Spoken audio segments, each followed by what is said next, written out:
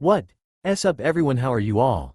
Today we are back with another blazing Naruto story. What if Naruto was abandoned and returned as the king of Multiverse? If you enjoy, then please like, share and do comments, and also check the description box to original creator of this beautiful creation. Uzumaki Naruto paused in his running, sniffing the air for foreign scents, most notably the one belonging to Uchiha Madara. He knew he was being followed by someone, something, but he wasn't sure who or what it was. He just had a hunch it was the first Sharingan wielder. Sensing a change in the wind's direction, he dodged to the left as a large chunk of trees were uprooted and tossed around like building blocks. Naruto wasn't fazed by the scene, however, as it wasn't the first time he'd seen it happen. He'd been hunting Madara for 2 years, and fought him each time, even though he lost in each encounter. After the first 2 times, Naruto felt Madara was toying with him, like he thought them chasing and fighting each other was a game he found entertaining time and again. Even though he knew it was a game, and he was being manipulated to continue to chase the original Uchiha, Naruto played out his role perfectly, never surprising the man, always playing into his traps. Spending 2 years relentlessly chasing someone gave you an insight into their mind, how they worked, what they would overlook in a fight because they thought they were winning. While it was true the man was far stronger than Naruto could ever hope to be, he knew Madara was losing his edge. In each fight, Naruto displayed what techniques he had, and Madara would show new techniques to keep his entertainment in the fight. It was a risky gamble, as the man stated, "When I lose my interest in a fight, I kill the person responsible," numerous times, but if Naruto's plan went off as he hoped it would, this encounter would be their last one. He just had to get the man to drop his guard, which happened near the end of their fights. Dodging a large Gukaku headed in his direction, Naruto bit his thumb and smeared the blood to fulfill one requirement of a summoning, his hands flashing the seals in less than a second. Once the smoke cleared, the blonde stood atop the king of toads, Gamabunta, while waiting for Madara to summon his largest of lizards, Megalania, fighting nervousness and waiting for the black-haired man to make the first move. If Naruto acted first, there was a good chance that Madara would pick up on his plan, which might make him act and kill the blonde. No doubt after killing the blonde, he would extract the Kyuubi and be able to control the world, which he couldn't let happen. Too much was riding on the line, most importantly the remaining survivors of Konoha, who were fortunate enough to be out of the country at the time the Uchiha destroyed and pillaged it. It incensed Naruto, even to this day, 4 years later, and he would stop at nothing to kill the man and avenge all the people he had killed that day, and all he had killed up to that point. The smoke cleared finally, and Naruto watched as Megalania jumped into the air towards them, while Gamabunta unsheathed his large katana strapped at his side. The plan was risky, and probably suicidal in the minds of everyone who could see it, but it was the only thing he knew could kill the man, even if Naruto died in the process. He just hoped he would live through it, as he didn't look forward to explaining to his dead friends the exact reason why he was dead. "You doubt the power of the great Kyuubi human?" A familiar, furry voice pipped up, forcing Naruto to push all negative feelings from his mind. It wouldn't be wise to lose his composure and give away his plan to Madara, and took all willpower to keep it. "Considering you don't have the best track record for going through with your plans, yes. How many times have you threatened to kill me now? 100? 1000? I honestly lost count years ago, as you've yet to even harm my body. You say that now, human, but remember what happens if you die during the plan. I get to escape this prison and you get to watch while I destroy the world." The Kyuubi's voice fled his mind as swiftly as it entered it, though Naruto knew the fox was trying to inspire confidence with empty threats. He knew the fox couldn't escape his prison if Naruto died, as he tried numerous times when the blonde was on death's door. Each time he lost a significant portion of his power to Naruto, whose chakra coils absorbed and helped increase his chakra reserves, while reversing some of the damage caused by transforming using Kyuubi's demonic chakra. As he felt Megalania's shadow eclipse his body, he whispered to Gamabunta to force Madara away from Megalania, so he could finish this fight, once and for all. Though he didn't hear an acknowledgement from the toad, he knew he was heard. Gamabunta simply didn't want to give away the plan, even if he didn't know what it was. His katana poised, the toad struck out at the smaller summon, forcing it to shift in midair to avoid the potentially fatal strike. The diversion had worked properly, with Madara jumping off of his own summon to land on Naruto's, and dashed towards him. A kunai sitting in his hand and ready to engage Naruto's.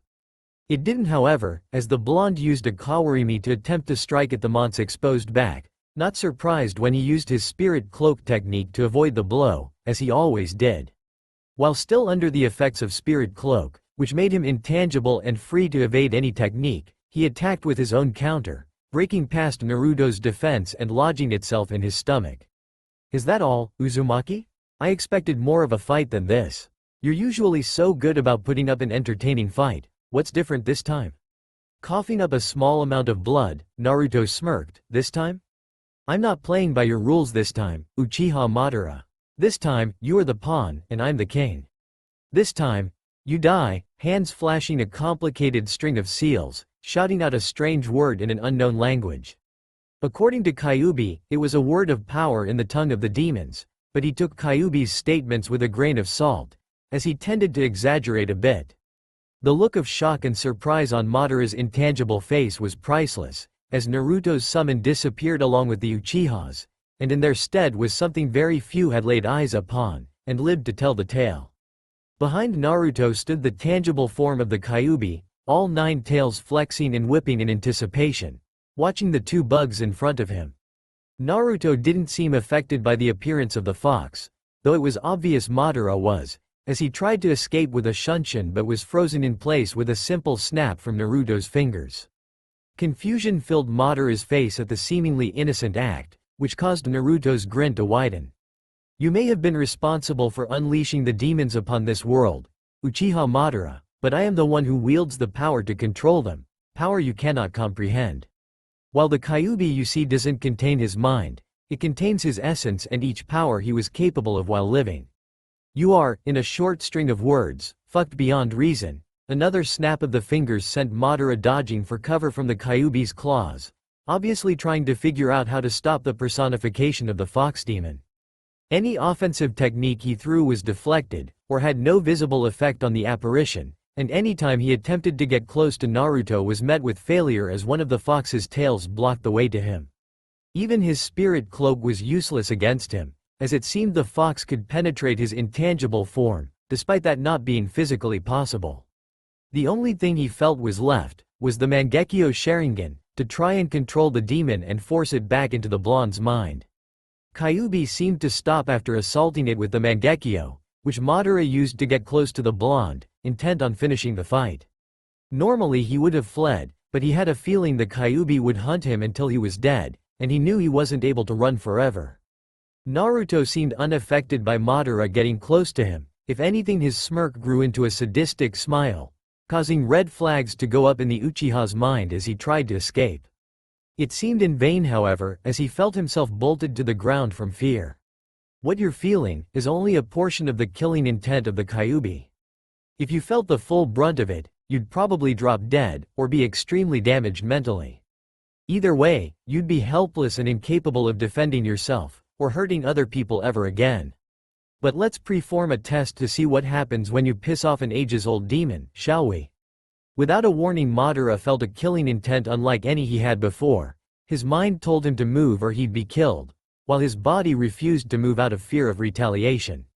Less than 10 seconds passed for the Uchiha, before he felt his body drop to the ground and his mind shut down, breaking a seal that pain had placed upon his mind after each extracted Biju was sealed within the Atlas, a stone rumored to descend from the heavens when the demons entered the plane of the mortals.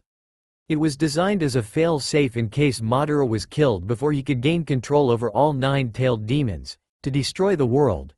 If I can't have it, then no one else can. Releasing all 8 demons simultaneously, the chakra output was enough to cause the weather to react violently, ironing the fury of Mother Nature, stirring up a blizzard in the mountain forest located in the southern region of Wind Country. Something about this weather is unnatural. As if something it's tried to destroy the world, Kyuubi trailed off, earning a sarcastic reply from Naruto. No, I'm almost certain that Wind Country gets flash blizzards in the middle of fucking summer. Rubbing his arms and hands together roughly, the blonde tried to retain body heat to prevent freezing to death, though it was a futile attempt. He almost wished he had some fire jutsus to start a fire, but realized it would cause him to die faster due to losing chakra at an insane rate. Unbeknownst to him, his body was burning Kyuubi's chakra to maintain his body heat within a safe range, but the quickly dropping climates made his time of survival shorten with each 10 degrees it dropped. Got any plans on getting us out of this blizzard? Or do I get the honor of freezing to death while you sit comfortably in my mind? There is one, however it requires you to make a sacrifice. One I know you won't make on a whim. What kind of sacrifice are we talking? Losing my firstborn to you? Turning gay? What? It requires you to flee this dimension, to seek refuge in another. And leave the survivors of Konoha to fend for themselves? Not a fucking chance in hell, Fox. They're already dead, boy. 5 minutes have passed since the storm started and others like this one have sprung up across the world. They died 30 seconds after the storm started, while you have only another minute before you two die from the elements. Naruto was silent for a second, trying to decide whether or not he would flee from his home. How do I flee though? We never covered how to run from a world-consuming storm in the Ninja Academy, or not that I remember. His question was answered without words, as he felt his body being transported as though by a shunshin, however his body felt warm. He shook at his cold-induced shock to look around his new location, which looked like the interior of a hospital, besides the lack of dying people of course. Whitewashed walls filled the large 30-foot by 30-foot room, with a large bay window which Naruto approached tentatively. Outside the window was a lot of space, quite literally in fact. As far as he could see, Naruto felt like he was looking at one of those astrology maps Ino conned him into buying her for her 16th birthday, though instead of planets he noticed clusters of stars. Trying to lean outside of the window for a closer look caused a hand to grab him by the back of his shirt and pull him away from the window, the force of the pull causing him to stumble back and fall while he glared at the culprit. You're either a fool, or suicidal, Uzumaki Naruto, the culprit, a short man with brown hair and blue eyes, stated, earning a confused glance from the blonde. How do you know my name? And what's yours? He asked, as he had never seen the man before in his life. I know your name, because I see everything, hear everything, do everything. I know of your exploits in your universe, how you were sealed with the Kyuubi no Kitsune, how you fought and killed Uchiha Sasuke, how you defeated Uchiha Madara, who in turn destroyed your home planet. He explained. Doesn't explain what your name is though, or exactly how you know those things. Or even what you are, Naruto grumbled. My name is incapable of being pronounced in your language, though I'm certain the Kyuubi would recognize it if I uttered it. What I am though? That is all up to interpretation on your culture. The culture of ninjas dubbed me the Shinagami, though my job doesn't entirely focus on killing people and taking their souls. I'm responsible for creating and destroying alternate dimensions, keeping the scales of good and evil tipped evenly, and making sure there is always someone, or something, to oppose a great force that threatens to topple its existence. Fat lot of help that did, Naruto snorted, earning a small glare from the man, though he didn't reply right away. Yes, I realize that you're upset of your friends dying, but it was for the greater good. Your world had to die to prevent the deaths of numerous other worlds, which would have been catastrophic for their balance. Where do you get off deeming what's the greater good? Who died and put you in charge? Your father did, boy. When Namikaze Minato summoned the Shinagami to destroy the body of the Kyuubi and bind its soul to yours, he committed the one rule immortals must not break. He directly interfered with mortal affairs. Konoha was supposed to fall the night the Kyuubi attacked, and due to it inadvertently brought upon Uchiha Madara's goal for world domination via demons, and through it, the direct cause of the destruction of your planet. Because of it, I was appointed to overlook your dimension, and other ones similar to it, but due to my inexperience, I doomed another universe by spending too much time meddling in the other dimensions under my power. So what, you want me to step up and clean up your mess? Is that it? No, you are going to repay me by preventing another dimension's fall. Repay you? When did I ever enter your debt?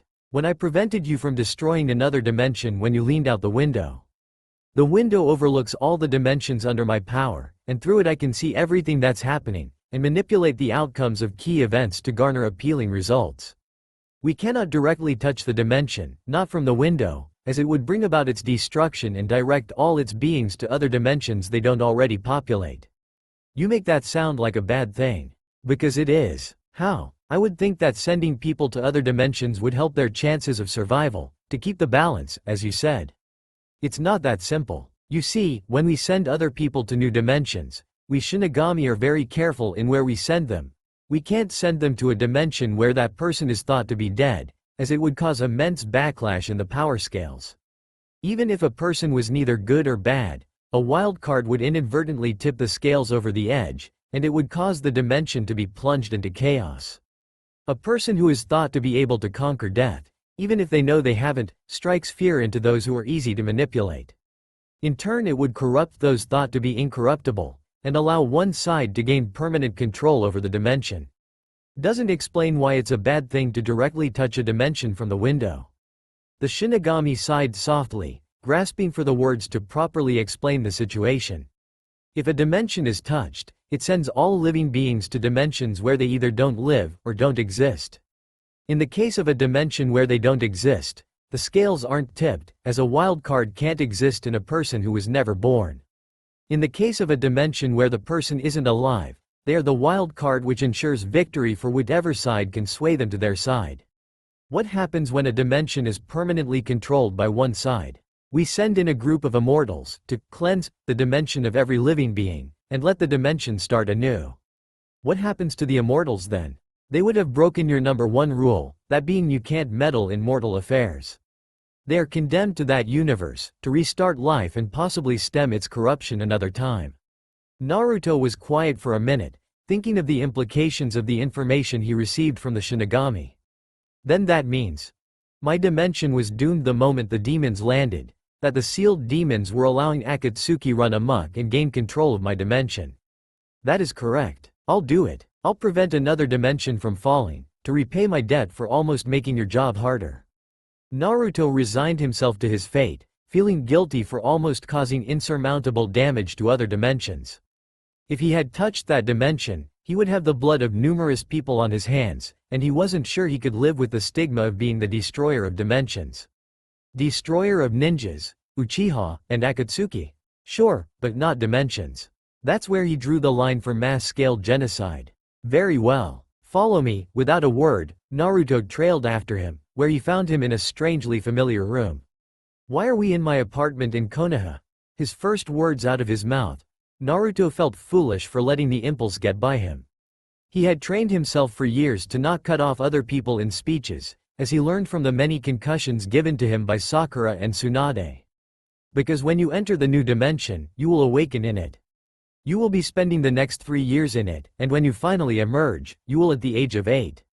However, time will not be rewinding, as that would undo the destruction of your dimension, which as you now realize, was meant to happen. Instead, another dimension, one that was cleansed long ago, will be where you will now live. You never existed, as your mother was killed 5 years prior to when she met your father, and your father is still the Hokage of your village. Uchiha Madara is still alive, and plans to summon the demons for his own good, and you are to stop him from summoning them. And what about the Kyuubi? What will happen to him? He will still be sealed within you, as he poses no threat, should he escape the seal holding him place. The technique to transport you drained his remaining chakra, and is unable to recover it due to the seal's function. You, however, are in possession of all the chakra he had access to, but none of his techniques, as his mind still remains. This is where we shall part ways, Uzumaki Naruto. After this day we shall never meet again, even after you have defeated Uchiha Madara, the Shinagami stated, walking away from the blonde once and for all. For the first time in his 24 years of living, Naruto had a dream he enjoyed, as opposed to despise, because the Kyuubi decided it'd be fun to torture the Naruto, by having him relive some of the Kyuubi's most fond, and bloody, memories, often letting Naruto see the carnage through the fox's eyes and mind. But he enjoyed the dream, consisting of his most fond memories of Konoha. His first date with Sakura, even though she said she wasn't interested in a serious relationship with the blonde even after giving him a kiss for knowing how to treat a girl on a date. His first date with Ino went better, in his opinion, though he had a sinking suspicion it was due to her being the one to ask him out, because Sakura didn't. It lasted for more than one date as well, as they dated until the destruction of Konoha, during which she was killed. Her death hit him hard, but pushed him harder to take down the lone Uchiha, not for revenge for her, but revenge for everything who died protecting Konoha till their last breath. He told himself that it wasn't personal, but sometimes it felt like it, and caused him to step back and look at where he was going, questioning whether or not he knew what he was doing, or if he was simply going by instinct. It put a lot of things into perspective, and brought up a slew of questions. Like what he planned on doing after killing Madara. Everyone he loved in Konoha was dead by Madara's hand, and a good number of the forces scattered across the elemental continents were also decimated when the man wandered through their town. Ninjas were by no means extinct, as a number of villages were untouched, most notably Hidden Rain and Hidden Sand. Naruto just didn't know what he would do once the man was dead. At first, he told himself that he would figure that out when it was done with, but now that the Uchiha was dead, he couldn't think of a thing that he'd do now that it was done with. It was disconcerting to spend so much time focused on a single objective, without looking at the big picture and figuring out how ill-planned it all was. This must have been how Sasuke felt after killing Itachi. Hollow, lonely, remorseful. I spent 2 years hunting Madara to avenge everyone, and now I regret the time I spent chasing him, when I could have instead spent that time training to fight him, like when I spent those 3 years training to bring Sasuke back. But I have something he didn't, a second chance. A chance to prevent history from repeating itself, to prevent the fall of Konoha, the fall of the old man, the fall of Jiraiya. His thoughts trailed off as it sunk in that with him having a clean slate he was given a chance to have friends without proving he wasn't just a loser, but instead someone they could count on. It made him anticipate the 3 years he would be spending in isolation, as that coupled with the ability to change this dimension to his pleasing, would allow him 3 extra years of training to prepare for the inevitable encounters with Akatsuki. He spent most of his time training both his body and mind, starting with chakra control over his newly expanded chakra reserves, taijutsu, and ninjutsu, while also increasing his knowledge. From battle tactics recalled from missions he had undertaken, to what knowledge he had of the members of Akatsuki along with their fighting abilities and possible plans to counteract them should he ever stumble across them. It was a year and 6 months into his isolation that he started to realize spent all his time focusing on dealing with the Akatsuki, even though he was given a chance to have friends and a childhood, which brought up memories of how Sasuke acted whenever Naruto tried to be friendly with the boy. Cold and uncaring. He slowed his training schedule down afterwards, as he did still have a year and a half of isolation left, and spent time wondering what he would do with his spare time both before and after the fall of the Akatsuki. Initially he wanted to be the Hokage, but the more he dwelled on that idea, the more he realized the only reason he wanted the job was to be recognized by the citizens of Konoha, and prove he wasn't a loser.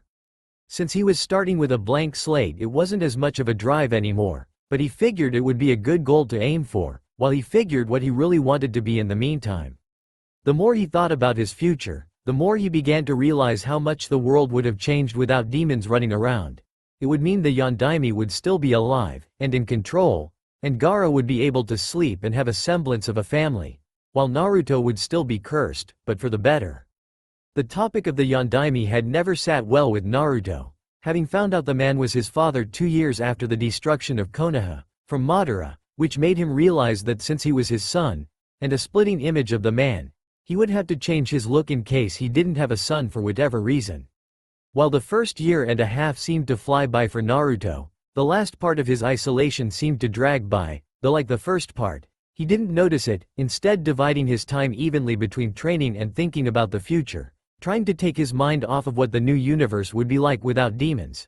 As Kyuubi popped up during his second year of isolation and pointed out that such a subtle difference between the universes would massively affect how everyone acted, and even how they would fight, both on and off the battlefield.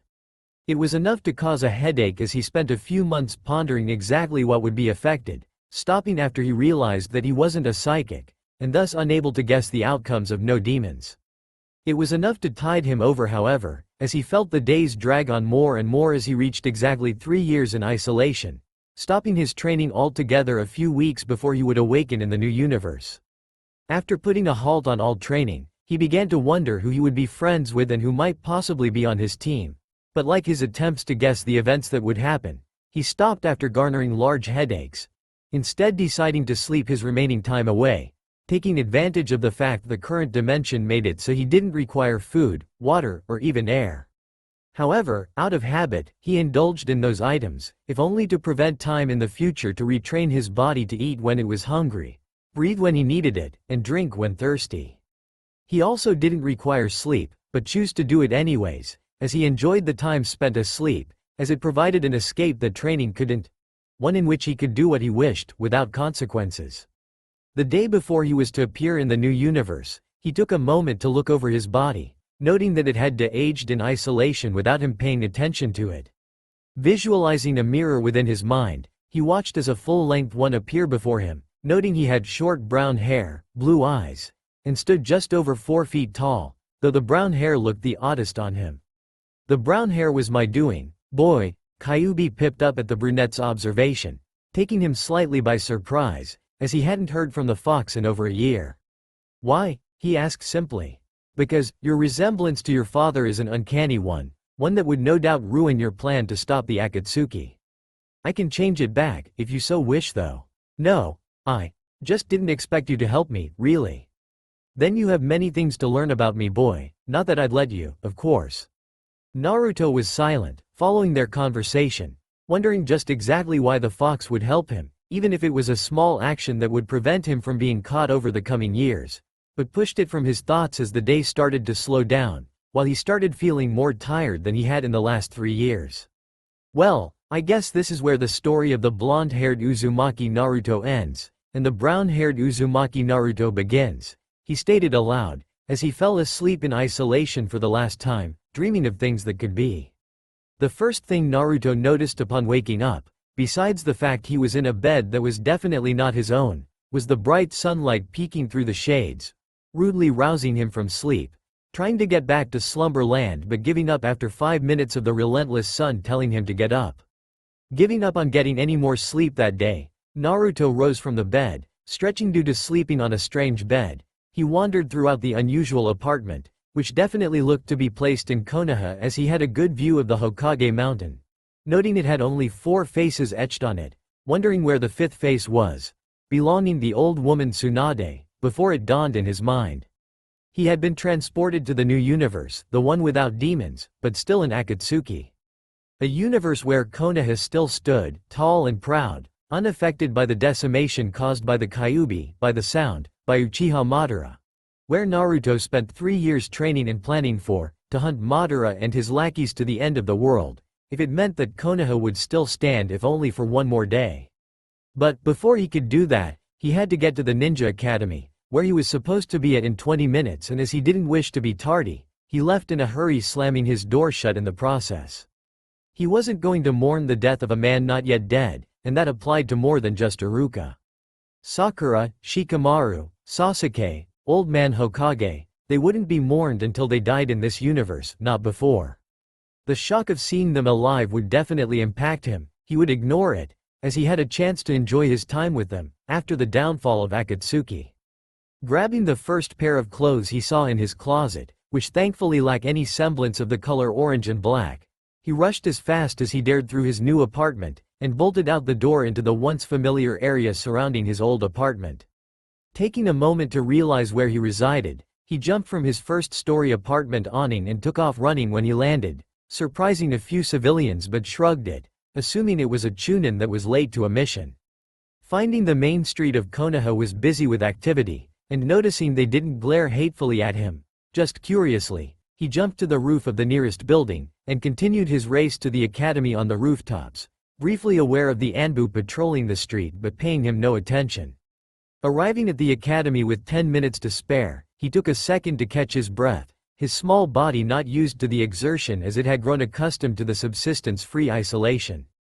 Assuming that he was still in Iruka's class, he wandered in, noting that he was the first person, and took a seat near the back of the class, watching as the students trickled in, at first in pairs but as the bell rang, indicating the start of class, a large throng of students came in as Naruto spotted a few people he recognized from the fallen Konoha.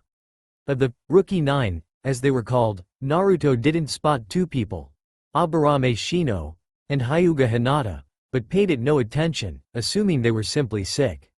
Mind if I sit here?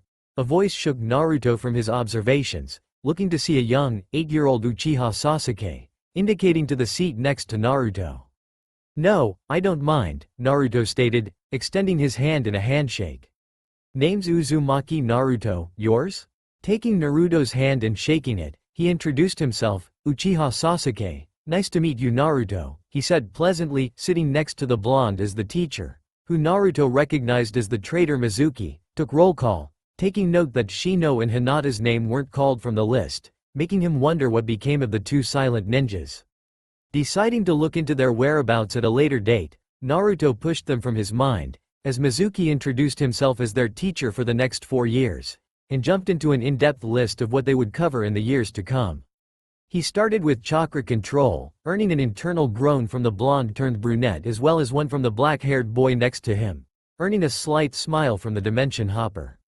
Maybe this time around, it wouldn't be that bad, he thought to himself as Mizuki told his classmates to take notes, as he was going to start with explaining what chakra was, and its many uses.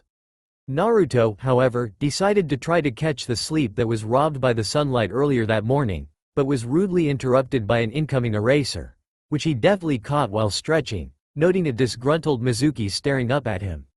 Can you tell me, Uzumaki Naruto, what the significance of water walking is for a ninja? The silver-haired teacher asked him, expecting him to say he didn't know the answer. It allows you to refine your chakra molding abilities, to allow you to mold through a solid object, such as a shoe or a glove, which are usually worn to offset any disadvantage unusual terrain can provide. It can also be used as a good method of travel if you're going into territory that lacks ninjas, such as bandits and mercenaries, Naruto recited, having been asked the question many times while training with Jiraiya. At the time he didn't think it was significant, but now he knew it held some truth, even if Naruto still thought the theory was boring. That's good job, Naruto, Mizuki stated after a moment of shock, surprised the brunette knew the answer to such an advanced question. Looking around, he noticed the rest of his students were staring up at the boy who surprised their teacher, before barking out that they should copy down that answer, as it might be on a test. Though Naruto could hear, and see, his classmates whispering to each other about the smart boy, while Sasuke simply started at the dimension jumper in awe. The rest of the class passed in relative boredom, as Naruto simply watched the class as Mizuki built on what Naruto explained about chakra molding while having them copy down the significance of seals, and what they represented. Earning his interest, as it was one thing he wished he paid attention to growing up, he wrote detailed notes, but ignored the rest of the lessons taught as he'd gone over them many times in his past life. The lunch bell rang, shortly around noon, and the class slowly filed out to the courtyard, to stretch, socialize, and otherwise relax from the long 5 hours spent in the classroom. Naruto took refuge on the swings, basking in the shade provided by the trees they were attached to, while Sasuke followed behind him, who seemed to have dropped his awestruck look and joined the brunette on the swings, opting to relax in the shade much like Naruto. After a few minutes, a pair of boys, who Naruto recognized as Choji and Shikamaru, made their way over to the boys, Choji sticking out his hand in a handshake. Name's Akamichi Choji, nice to meet ya, which Naruto took and shook, introducing himself. Uzumaki Naruto, the pleasure's mine. Sasuke, seeing the ease that Naruto greeted Choji, offered his hand to the heavy-set boy, Uchiha Sasuke, which he shook. Who's he? Sasuke asked, indicating the boy with his hair shaped like a pineapple. Seeing he was being talked about, he extended his hand slowly. Nara Shikamaru, he said simply, shaking both Naruto and Sasuke's hand.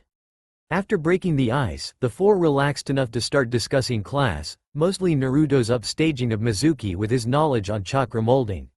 Upon being asked how he knew so much about it, Naruto simply shrugged, saying that he rather liked reading books, as a half-lie, and the boys dropped it, continuing a discussion about class and the seals they were required to memorize before they graduated from the academy. The rest of the lunch passed uneventfully, as did the rest of the day, leading Naruto to wonder how he would keep from going insane by the repetitiveness of lectures he had heard millions of times over. Not heading back to his apartment after leaving the academy, he wandered aimlessly throughout Konoha, basking in the feeling of not being glared at for once in his life.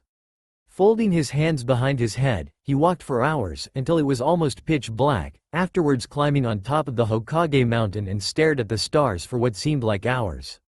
While the security surrounding was certainly a lot tighter than he remembered it being, He managed to sneak by them with a few well-placed clones, all hanged as drunkards who lost their way home coming back from the bars, though he was sure the Anbu knew they were clones and were playing along for whatever reason. After all, it wasn't like the Hokage was here, right? It's a beautiful night out, isn't it? A voice disrupted his train of thought, but he knew who it was without moving to face the stranger. He'd listened to many of the exploits of the Yondaime from both the Sandaime and Godem, before he knew the man was his father, and knew that he would take time out of his schedule to simply stand on the Hokage mountain and let the stress from the day drip away in its oddly serene presence. It took every ounce of willpower to not jump up and scream dramatically at being scared, but he managed before he replied to the blonde leader. "Yes, very beautiful," Naruto replied simply, trying to find the star constellations that Ino would go on and on about on such a clear night, but giving up after a few minutes of trying to imagine what a Big Dipper would look like. The Dimension Jumper and the Hokage said nothing for what seemed like hours, but was actually just 1 hour, which Naruto was thankful as he didn't wish to talk with the older man at the moment, not sure if he felt he could see him as a father figure or not. Feeling his body start to get tired, he stood and dusted himself off, bidding the Hokage a good night as he walked down part of the mountain, jumping the rest of the way when he felt he was out of range of the man. His trip towards his apartment was uneventful, aside from bumping into an oddly familiar silver-haired ninja, but he paid him no attention, his mind miles away, feeling content of living such a burden-free life. Even if the ploy was up the very next day, he wouldn't object, as for once in his life he felt as though he were home, and wouldn't give the feeling up for anything in the world. It seemed like it had been just yesterday that Naruto awoke from 4 years of isolation, but as he sat in Mizuki's classroom waiting for his name to be called for the graduation test, he realized that starting tomorrow he'd be able to put his plan against the Akatsuki into action. At first he thought he would be bored to tears daily during his classes, but he found that if he used a simple cage bunshin, Mizuki would never know the difference, giving the boy ample time to train his body and perfect his techniques. As he heard his name called and walked down to the other room where the testing was being held, he began to think back on the last 4 years. All the people he'd met, all the friends he made, all that he had accomplished, however small the achievement. Like last year, when he intervened on a dangerous prank that Konohamaru was trying to pull on an unsuspecting restaurant manager who had turned the boy away because he didn't have money for food. Sure, it had earned a stern detention from Mizuki for skipping out on class, but he felt he had gotten through to the kid, before he became an unfocused ninja much like himself the first time around. Such an act of compassion didn't go unnoticed in the eyes of the ninja populace, as he received an unexpected visit from the former Hokage Sarutobi and a puffy-eyed Konohamaru, who half-heartedly apologized after a serious look from the kid's grandpa. He even received a scroll of basic genin-level techniques from the boy's still perverted tutor, Ebisu. He distantly heard Mizuki ask him to produce 3 clones with Bunshin no Jutsu, which he did while his mind was still reminiscing, producing them with practiced ease, and even managed to copy his clothing and look down to the last scar and imperfection in the fabric in his clothing. Shocked at such an ease the brunette achieved such a feat, Mizuki then asked him to toss 3 shuriken at a target marked on the distant wall, but he could take his time. Unconsciously he tossed them whimsically, while his mind drifted to a rather recent training session that affected him deeply for some reason. Flashback. A month ago, he wandered into his unofficial training area in the forest, only to detect something off in the air. Using a technique he developed called supersonic, he let off a small burst of chakra, feeling it collide with each individual object in a 10-yard radius, giving him a picture of the forest clearing, complete with trees, rocks, and a blonde that was most definitely not supposed to be there. "What are you doing here, Ino?" he asked in a clipped tone, not liking the idea of her finding his hiding spot. It was bad enough that she was able to read his mind, and even worse that she was stalking him now. "I'm not stalking you, Naruto." Ignoring the question, the blonde jumped down from a tree behind Naruto, landing softly on the grass and pushing a strand of her light blonde hair out of her face.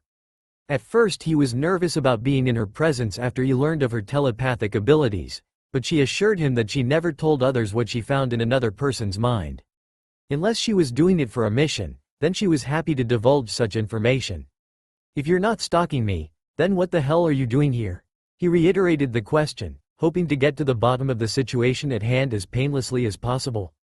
While Yamanaka Ino was a very level-headed person, she seemed to take a rude attitude when dealing with Naruto, for a reason unknown to all but Ino. She also seemed to enjoy putting the boy through hell when talking to him, usually avoiding his questions with her own, until he pulled at his hair in frustration. It was childish coming from the time traveler, but he never had a thick skin when dealing with girls.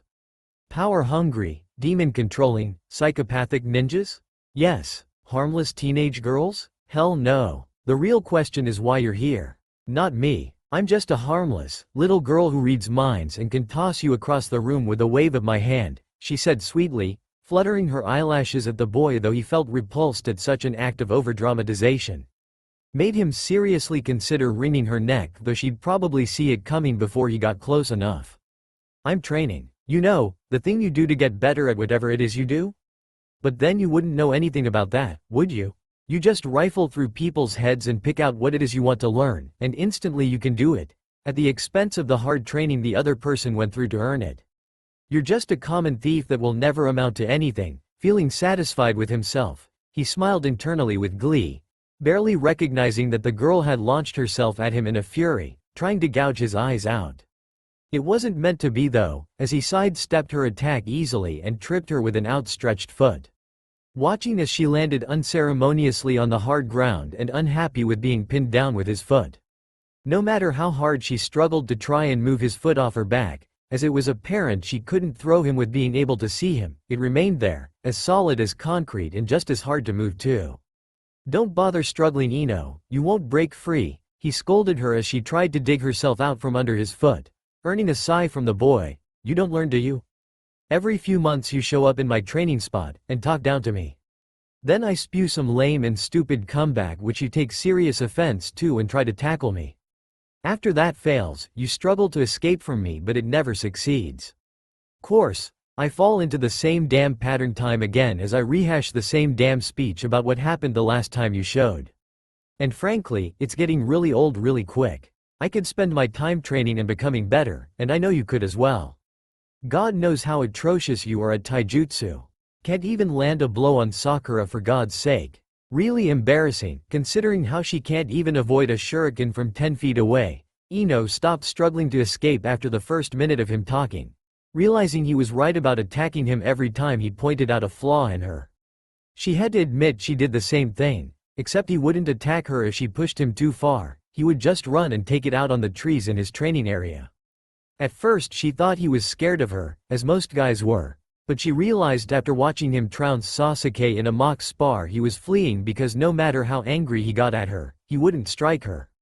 Unless of course, she attacked first or it was a serious fight, which this obviously wasn't. Sighing, she pushed herself off the ground, dusting the dirt, rocks, and grass that stuck to her shirt as she sat at the base of the nearest tree. Ignoring her, as she always did that after he was done lecturing her, Naruto approached a tree away from her, and started to vent frustrations using his fists. Falling into a trance-like state slowly as he tried to toughen up his skin and pain resistance, then switching to trying to break the tree using a chakra molding technique he created. It involved molding the chakra in his fist and expelling it violently upon contact with a solid object, such as a person or a tree. The desired effect would effectively disrupt their chakra flow, preventing a clone from dispersing, or causing the tree to crack and break into pieces. Hours passed as the blonde and brunette focused on their tasks, Ino on figuring out how to improve her fighting and other ninja skills, while Naruto trained his body to be prepared to engage the Akatsuki. Ino, as per usual, was the first to break the silence that overtook the clearing as the sun started to set. Why do you do it, Naruto? It caused him to pause in his training, as he wondered what it was she meant by that. I mean, why do you put up with me? I give you so much guff and piss you off constantly, so why do you still talk to me and let me hang around?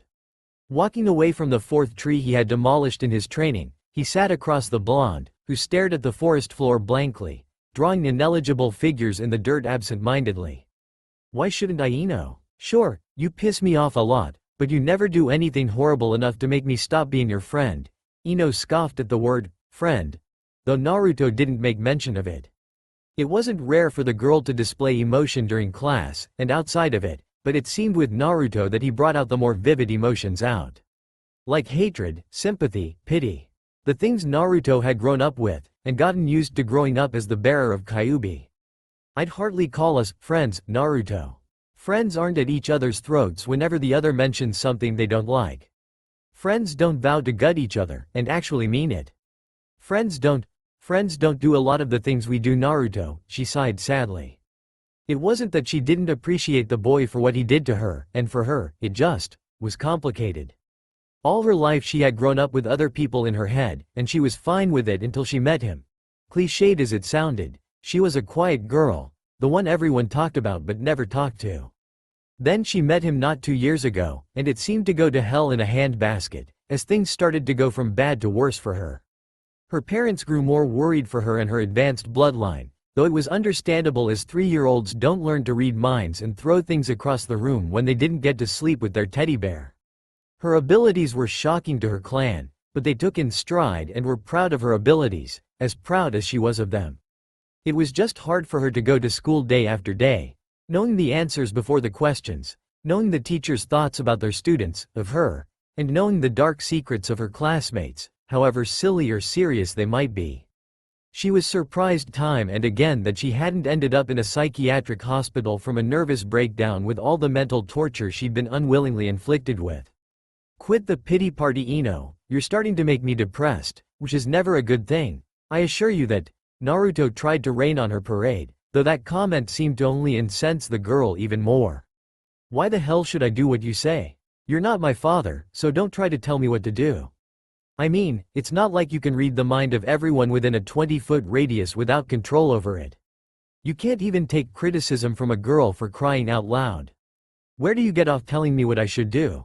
You don't even know me, she snapped, laying into the brunette who tried to control the emotions that threatened to boil over. She didn't deserve his shouting, not with what she suffered on a daily basis, especially since he knew she was a good person under the tough exterior. A little messed up emotionally, but a good person nonetheless. Where do I get off telling you what to do? That's a joke, right? You brought this upon yourself when you decided to stalk me to my training spot. When you decided it would be fun to question why I'm here and took offense when I explained why and told you the exact reason why you were here, to steal what I was doing and use it to your own devices. You were the one to attack me, and the one who sat at the base of a tree for 5 hours and just stare at dirt, instead of getting up off your ass and doing something about fixing your shortcomings. You know I'm here every damn day of the week, to better myself and push beyond my limits, but yet you don't lift a damned finger to ask for help. I'd be more than willing to help you, Ino, and you know it. You're just too damned stubborn for your own good most of the damn time. Naruto shot back, focusing his anger on certain points of his speech while she glared at him fiercely. Not to be showed up, Naruto glared at her, holding an unspoken glare contest and wondering who would let up, or blink, first. It was Ino who blinked first, causing him to celebrate internally as the girl let another sad sigh escape her lips. I don't get it, Naruto. I really don't. Why do we constantly fight like this? I mean, what did we ever do to each other to end up at each other's throats whenever one says something the other doesn't like? Did we piss off some god or something in an obscure past life? Or is this a god's idea of a sick joke? She asked him in a serious tone, though she didn't expect him to answer. He never did when they fought like this, however rare it was. I don't know, Ino. I just don't know. Maybe we did piss off some god, or it is a practical joke by one of them. Or maybe we just know how to push each other's buttons, to push each other to their limits and beyond, he answered solemnly, earning a strange glance from the blonde girl. When did you become Mr. Mature and Serious? She asked him inquisitively, having never seen the Jinchuriki be so serious and mature before today. Naruto shrugged, not sure how to take the question. I've been this way for a while, Ino. I just don't show it to you often because we're at each other's throats. If you spent less time on fighting with me and more time on actually talking to me, you'd see I'm not that much different from you. Ino snorted but didn't reply, which meant she was thinking about what he had said over the course of the afternoon.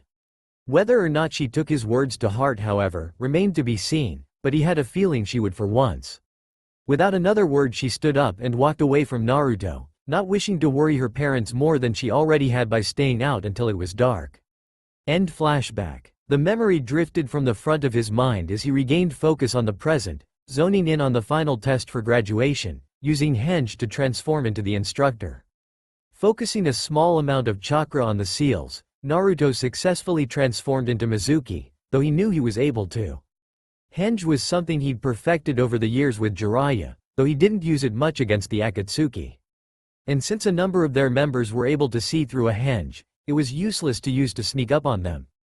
Ignoring the shocked look on Mizuki's face as he noticed he got every detail down, he dispelled the henge and walked out of the testing room, taking his spot next to Sasuke, who looked a little nervous about the results of his test but remembered Naruto telling him not to worry about it days before. "Don't worry about it, Sasuke. You've got more brains than most of our classmates, so I know for a fact you'll pass. And if you don't, I'll convince Mizuki-sensei to let you pass." At first Sasuke was skeptical, but seeing the cheery grin on the blonde's face, he relaxed slightly, realizing he was worrying over nothing. Pass or fail, he was going to see it through, and not worry about petty things like graduate student on his path to save his brother. It seemed like the sort of thing Itachi would tell him if he could see Sasuke now. After the last student had finished their test, Mizuki dismissed them for an extended lunch, while he contacted the teacher Junins that would lead and train them for the next few years, which they begrudgingly accepted, most wanting to know whether or not they passed. The lunch hour, though in reality it was 2 hours long, passed with relative dullness, as no one wanted to do anything as they figured Mizuki would tell them to get back into the classroom to receive their team and teacher Junin. The 2 hours passed quickly, however, much to the joy of the pre-teens, and they soon found themselves chattering in their classroom of 4 years, the voices dying down as Mizuki called for their attention as he introduced each Junin. Of the dozen or two Junins, Naruto recognized only a couple. Kurenai, it seemed, was still a Junin, which he was happy for. She was a good person, and he enjoyed her company while she was alive, even if most of the time they spent together was when she had to go to her monthly hospital visits to check on the health of her son, both before and after his birth. It didn't bother Naruto, however, he was just happy to spend time with her before her untimely death. Her and her son's death had hit him hard, as she had retired only a few months after her son's birth, and were simple civilians hoping to live in relative peace, but Madara prevented that from happening, as he later realized. Asuma was another Junin teacher, still smoking and casting discreet glances towards the red-eyed Kunoichi, though she pretended to not notice them. Naruto noticed that a familiar, lazy, silver-haired Junin was missing, but ignored it as he was always late, no exceptions. In his place was someone Naruto almost jumped at, upon seeing. She was definitely the least likely Konoha ninja he expected to see, let alone as a Junin teacher. The blue-haired Konan was one of the few ninjas he felt odd around when she was alive. Mostly due to the fact she knew his father growing up, and she was once a vital member of the Akatsuki, though she confessed to him later that Jiraiya helped her reform into a Konoha ninja. It was too little, too late, however, as Madara killed her when he attacked Konoha, but not before telling him that if not for his mother, Uzumaki Kushina, she would have married his father. While he never truly considered her an enemy of his friends, as he truly believed she had reformed and was fighting for his side, he kept her at arm's length, which she appraised him on. Never truly trust a reformed ninja, Naruto. Because you never know when they're faking and when they're sincere. Despite what they may say, what they may do, they broke the #1 rule of being a ninja. Never give in to your enemy, hidden or not. When asked about whether or not she was sincere in her defection from Akatsuki, she told him to not worry about it. "I can't undo the past, Naruto. I wish I could, though. I wish I could turn back the clock and prevent my fool-hearted younger self from following pain, but I can't. Maybe if I had stayed in Konoha, your mother be damned, we wouldn't be in such a situation. Maybe we could have stemmed the hatred you got from the civilians for being the Kyuubi's carrier. Or maybe we could have prevented the whole fiasco altogether." Distantly he heard Mizuki call out the teams, their members, and the Junins, but he didn't pay attention to it, instead studying the woman, entranced by her mere presence. It seemed that the other male students were studying her as well, before he realized it was an advanced genjutsu, and dispelled it silently, not noticing Konan, and the other Junin looked up at him when he did so. While initially a prank that would have been preformed by Kurenai, Konan decided to pull it off instead. The initial plan was to let it sit for a minute or two, while the students would stare, but it was disrupted by the brunette Mizuki seemed to go on and on about, claiming he was the next Kakashi, with how he acted in class. At first skeptical, they realized after watching him participate in a few of his classes that Mizuki was telling the truth. The brown-haired boy was far beyond the level of his peers, but why he neglected to jump ahead in his studies was beyond them. There would be a bloodbath between some of the stronger Junins to make him their apprentice, as it was once in a few generations that such a prodigy emerged amongst the general masses. Sure, there was always a prodigy in each generation, but they usually stemmed from one of the major clans and was often overlooked when it came time for picking the next Hokage. To make a name of oneself in the academy, and be from a relatively unknown family, was a rare commodity that people took notice of, no matter how much they didn't want to. This boy, Uzumaki Naruto, would be one to watch, that was for certain. Team 7, consisting Uzumaki Naruto, Haruno Sakura, and Nara Shikamaru will be led by Konan. Mizuki rambled off, catching Naruto's attention finally. It was surprising that he'd break up Shikamaru and Choji, but he assumed it would be for the better. Maybe he could get the genius to train more, and help avert a number of crises he encountered in the once past. He ignored Mizuki's naming off the rest of the teams to catch the attention of his teammates, noting Shikamaru's trademark eye-rolling at being stuck with one of the girls, but ignored it, focusing on the pink-haired girl he once had a crush on. He stopped asking her out shortly after the death of Jiraiya, though she remained oblivious about it until Ino drunkenly told her that Naruto had changed for the better one night, and she seriously considered chasing him romantically, much to the chagrin of Sakura. She took Ino's backhanded advice to heart though, and confronted him about it, and he told her that he realized it was a foolish conquest, as he knew she would always pine for Sasuke and he was fine with it, even if he didn't agree with it. They had an awkward and strained relationship following the conversation, as she seemed miffed at the idea of him giving up so easily, ignoring the fact that she would never date Naruto, but they managed to patch things up before she died in Madara's assault on Konoha. It had struck him deeply, as she was one of the few people he told the Kyuubi about, and his only regret was not telling everyone else about it. Even now he was torn on telling them or not, as he wasn't sure anyone would agree without showing the seal keeping him in place, but he felt he would find the answer to that question eventually. Noticing that Sakura was ignoring all attempts Naruto employed to get her attention, he resigned himself with a dramatic sigh and leaned back in his seat as Konan called out that her team would meet out in the hallway, and to await further instructions there. Pulling himself from his seat and bidding goodbye to Sasuke, he slowly walked out of the classroom where his other teammates waited impatiently, or at least Sakura was. Shikamaru had a look akin to, "Put me out of my misery already, I'm bored to near tears," which Naruto ignored, as the boy always had that look on his face. When they got out into the hallway they looked around in confusion, as their new sensei was nowhere to be seen, despite seeing her not 30 seconds earlier. While Sakura and Shikamaru wondered if she was fast, Naruto looked around for any indication of her whereabouts. It was obvious she had wandered through, from the way her smell drifted around the hallway, hinting that she had entered the hallway, but never left it, which made him look around for any obvious signs of a genjutsu. Not seeing any, he noticed a piece of paper on the ground near the threshold between their classroom and the hallway, and picked it up. Shikamaru and Sakura had taken notice the brunette as he picked up a seemingly innocent piece of paper, and proceeded to read it aloud. "Go to training area 25 for more instructions," he muttered simply, scoffing at the audacity of the Junin. While he knew where the training area was, he had a feeling it was a trap, or worse, a ploy used to fail them.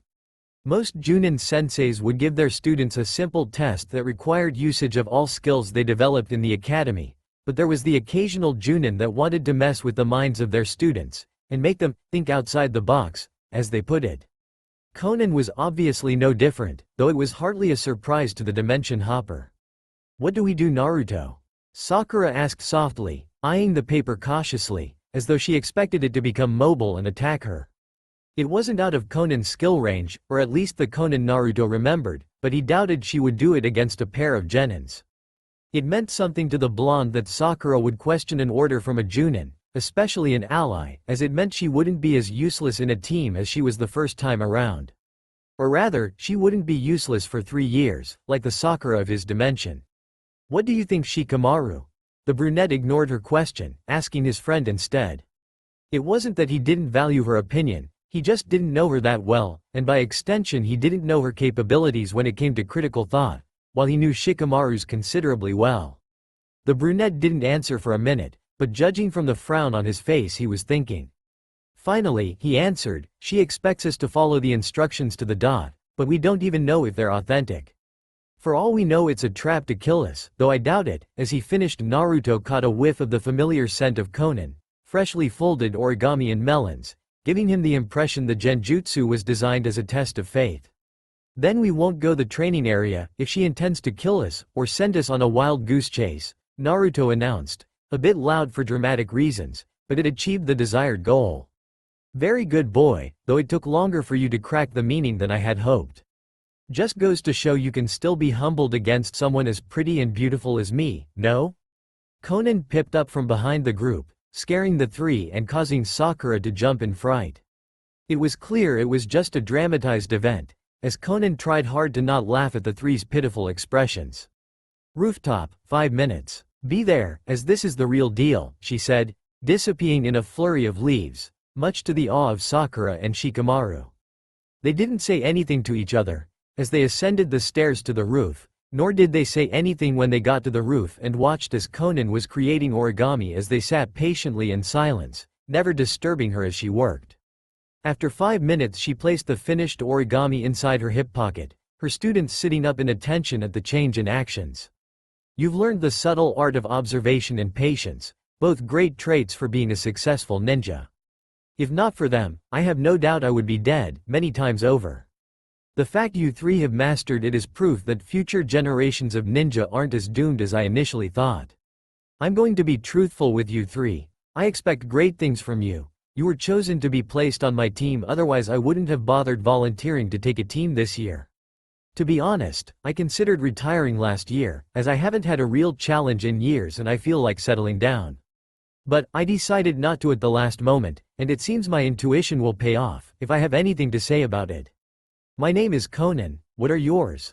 Nara Shikamaru, Haruno Sakura, Uzumaki Naruto. Nodding approvingly, Konan continued, good. That test earlier was to see if you were willing to work together and solve a simple word problem. The fact you were able to deduce it speaks greatly, as very few genin are able to pick up on it, and even a good number of chunin can't. However, be warned, should you become a genin, I will not go easy on you. When I train you, I expect you to give it all, to reach your limits and tell your limits where they can shove it. You will be pushed harder than you would think humanly possible, but in the end, it will give you a purpose, whether it be a Junin sensei like myself, or Hokage. You may hate me for the torture I put you through, but you will be grateful in the end, and you may even see the significance for each training exercise.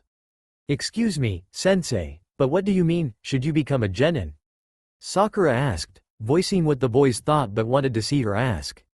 With each graduating team of Konoha Academy students, they are given a simple task to determine whether or not they are fit to be a ninja.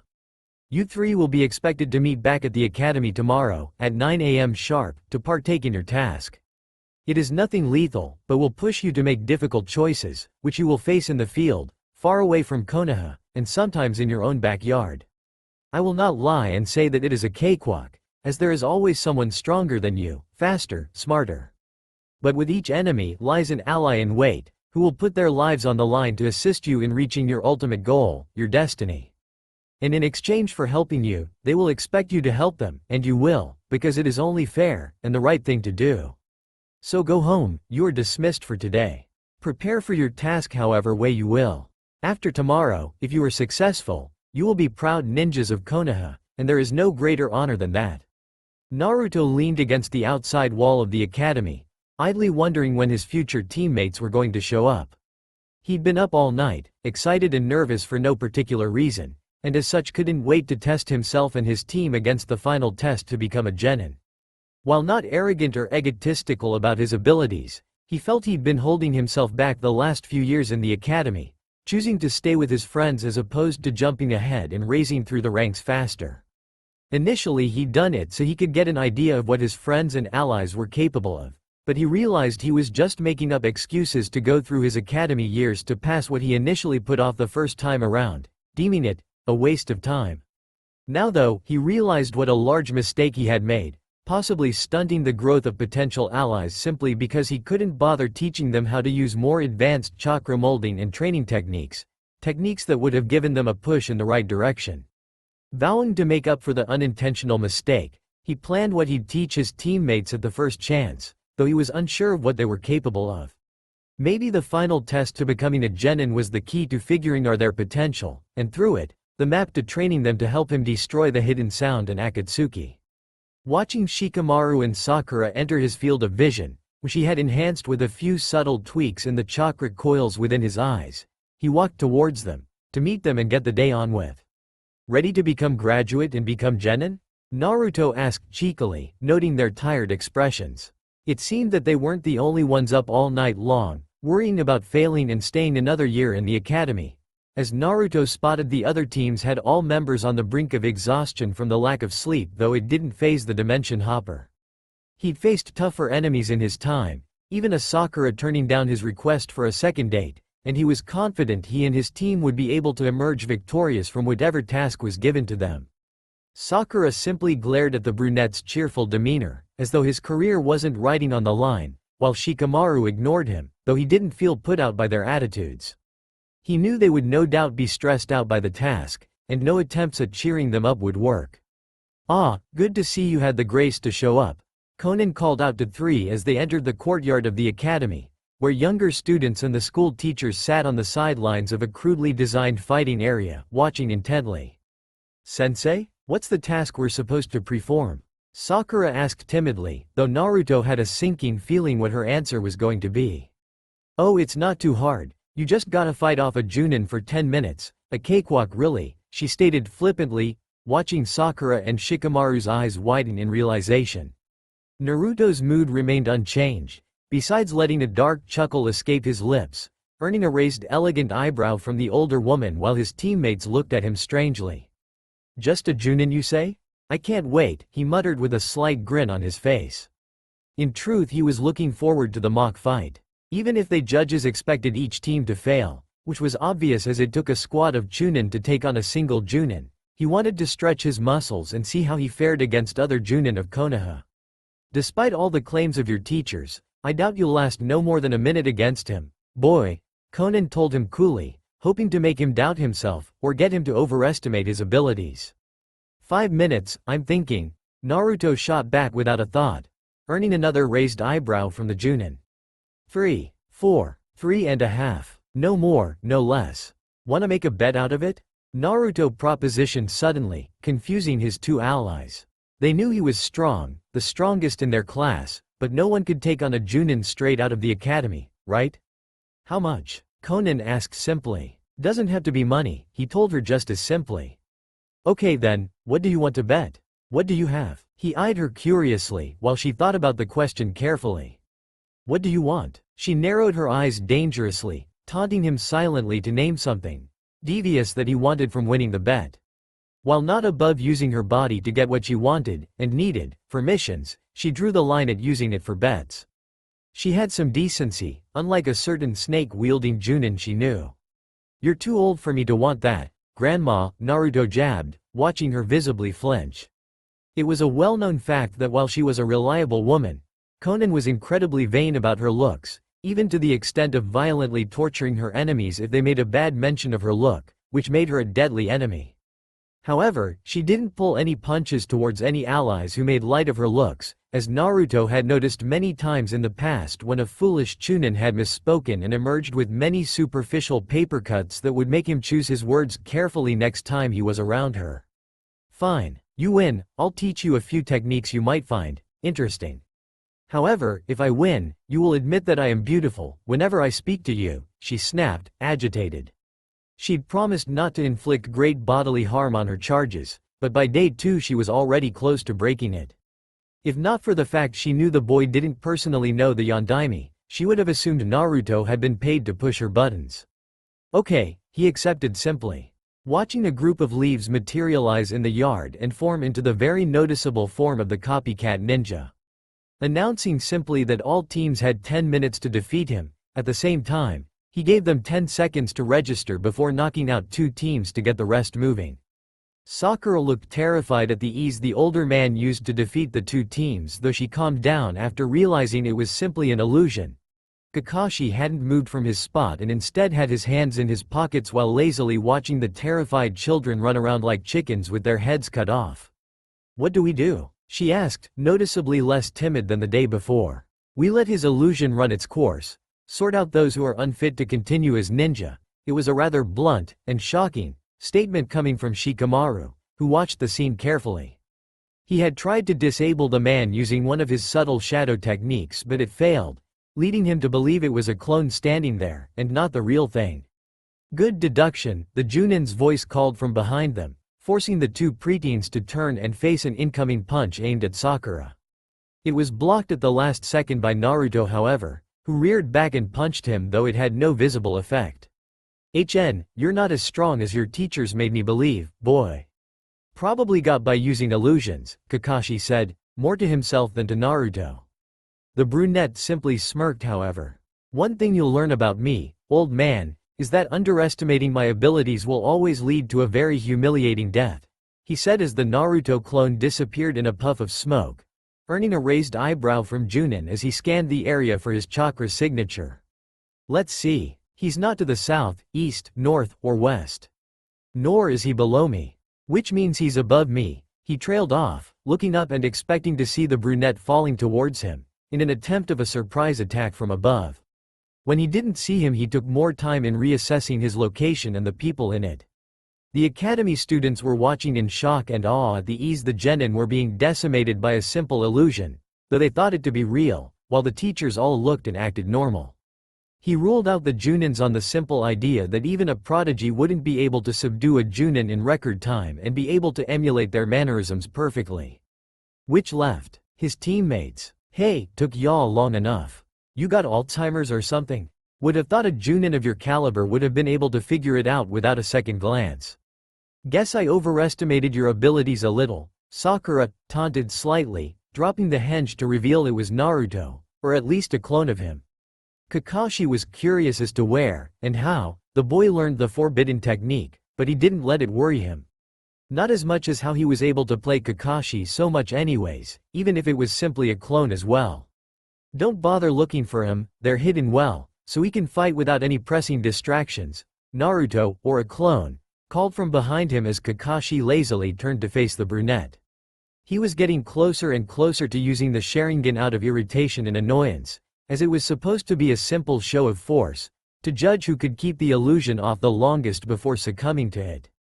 But this boy here, he seemed completely unaffected by it, which put the older shinobi on his guard. While a simple B-rank genjutsu, it was very effective for subduing Chunin and below, and was one of Kurenai's trademark techniques. For a boy right out of the academy to dispel it for himself was disconcerting, as the older man had never seen it dispelled before, without assistance from a Sharingan. Sighing softly to himself, the man put his kunai back into his pouch and withdrew his father's legendary fang, the curved metal glistening in the young sun as Naruto stared at it in wonder. He waited for the brunette to take up a weapon, though it appeared the brunette wanted to fight him without one. Due entirely to his experience in fighting the man, he managed to avoid the first 3 strikes from his fang, deftly shorting out the additional charges of lightning to prevent a nasty surprise from the devious ninja. Before the destruction of Konoha, but after he'd been forced to kill Sasuke, he fought and trained with the man a number of times, eventually seeing him as a good friend and mentor who could replace Jiraiya, if he ever stopped reading those trashy books.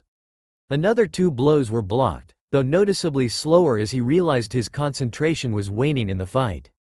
Focus, damn it, you can think about the past later, after you kick his ass and win your bet with Conan. He reprimanded himself mentally as he blocked the next blow and made a seemingly fatal mistake. He reacted slower in blocking the following lightning charge. As it made contact with his exposed neck, Naruto fought hard not to grin, waiting to see the reaction it'd garner from the man when it was revealed to be a clone made out of mud. Turning swiftly blocked the incoming attack. Kakashi was caught unaware by the mud clone, which had buried its own dirt sword in his lower back, causing him to drop his fang in defeat. Or so the crowd would think, as lightning erupted from the blade when he clattered onto the ground, destroying the 2 clones and having him look at the sky in expectancy of Naruto's counterattack. It was on time, as the Junin lazily blocked a few slow punch and kicks, forcing a kick away from his hair, though Naruto threw a kunai to get past his guard. Blocking the kunai with the back of his left glove, Naruto formed a few quick seals, slamming his hands on the hard dirt and yelling a few simple words. Maiden of the Earth. On his command, several pillars made out of earth and rock shot from the ground, encasing the Junin, who noticed the pillars were as sharp as kunai from his nicked thumb, as well as more solid judging from the sheared kunai he had tested with. Impressive. Did you think it up yourself or did you steal it from someone? He asked inquisitively. Hey, made it myself. Though I drew inspiration on seeing someone hide kunai in fireballs once. Was ingenious really, Naruto admitted proudly, wondering if the match was over. It looked as though, as Kakashi clearly had enough time to escape the prison before he even finished his seals, but who knew if he planned on one-upping the brunette. I concede this fight. You win, Uzumaki Naruto, Kakashi uttered simply, clearly reading the boy's mind as he hurriedly dismissed the cage of stone, rock, and blades and took a small breather. The technique didn't drain any chakra from him, but he felt if he put on a show for the kids and others, it'd seem more believable that he managed to best the Junin even though he really didn't. Kakashi was far beyond his skill, even with all his aces and trump cards, as he had more experience under his belt than Naruto ever hoped he could achieve. He wondered internally if the older man had listened in on his bet with Conan and decided to draw it out so he'd win, but dismissed it on the grounds that it didn't matter whether he did or not. Regardless of whether or not he won the bet, he would have accepted the outcome and honor the terms, even if Conan didn't expect him to. It was his nindo after all, to honor the terms no matter how dirty. Finding the unconscious forms of his teammates, who had fallen prey to Junin's illusion after 30 seconds of it being active, he dusted himself off and waited for Kakashi to announce the teams who would officially become genin, and be eligible for missions, even if they were D rank. Upon hearing that his team, along with Ino's, had passed the test to experience the feeling of fighting an enemy beyond your fighting skill, Naruto burst into a grin. Though he knew his team was going to pass, it was still satisfying the second time around to hear it, and judging from the looks of shock on his teammates, he knew he was right in staying in the same classes as his old friends. There was just too many variables to take into account if he were to jump ahead a year or 3, and he wasn't going to risk ruining the timeline too much, even if jumping ahead would bring the end of Akatsuki faster. HN, you didn't do too bad, brat. Lasted longer than I gave you credit for, but don't let it go to your head. If Kakashi wasn't holding back, he would have kicked your ass so fast it wouldn't have been funny. Or pretty, for that matter, Conan praised the boy, walking away the trio as Sakura and Shikamaru stared at Naruto in confusion, wondering what they had missed while unconscious. The brunette sighed at his teacher, knowing she did that to avoid talking to them for the rest of the day. It was obvious losing the bet had dealt a significant blow to her pride and public image, which would take some time to repair, and that he would be feeling her indirect wrath for the next few weeks. As uncomfortable as it would be, however, he felt he was on the one to come out on top of the situation, as he conned her into promising to teach him a trick or two as a result of winning the bet. He just hoped that it wasn't anything designed to please the kunoichi of Konoha, as he still hadn't gotten over the mental images of a Tsunade without her genjutsu enabled.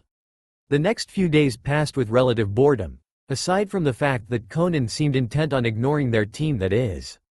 At first Naruto simply thought she was avoiding them since she wasn't prepared to train them, or expected them to pass the test Kakashi assigned days earlier.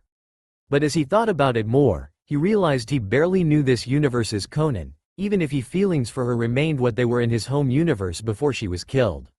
The more time passed without an official meeting between the genin and their Junin sensei, the more Naruto planned, and on the 4th day without a meeting he put his plan into action.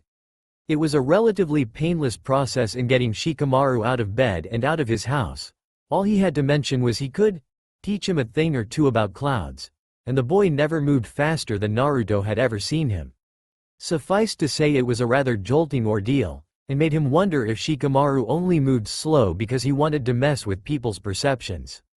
The second task was a bit harder to achieve, mostly due to Sakura being frightened at Naruto tapping on her window for 5 minutes straight and grinning like a lecherous old man, which earned an attempted assault from the pink-haired girl, but he blocked it with ease.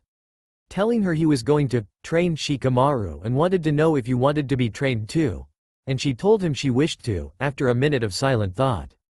Jumping down from her parents' roof, he leaned against a wall directly across the way from her house, and said he'd be waiting for her there.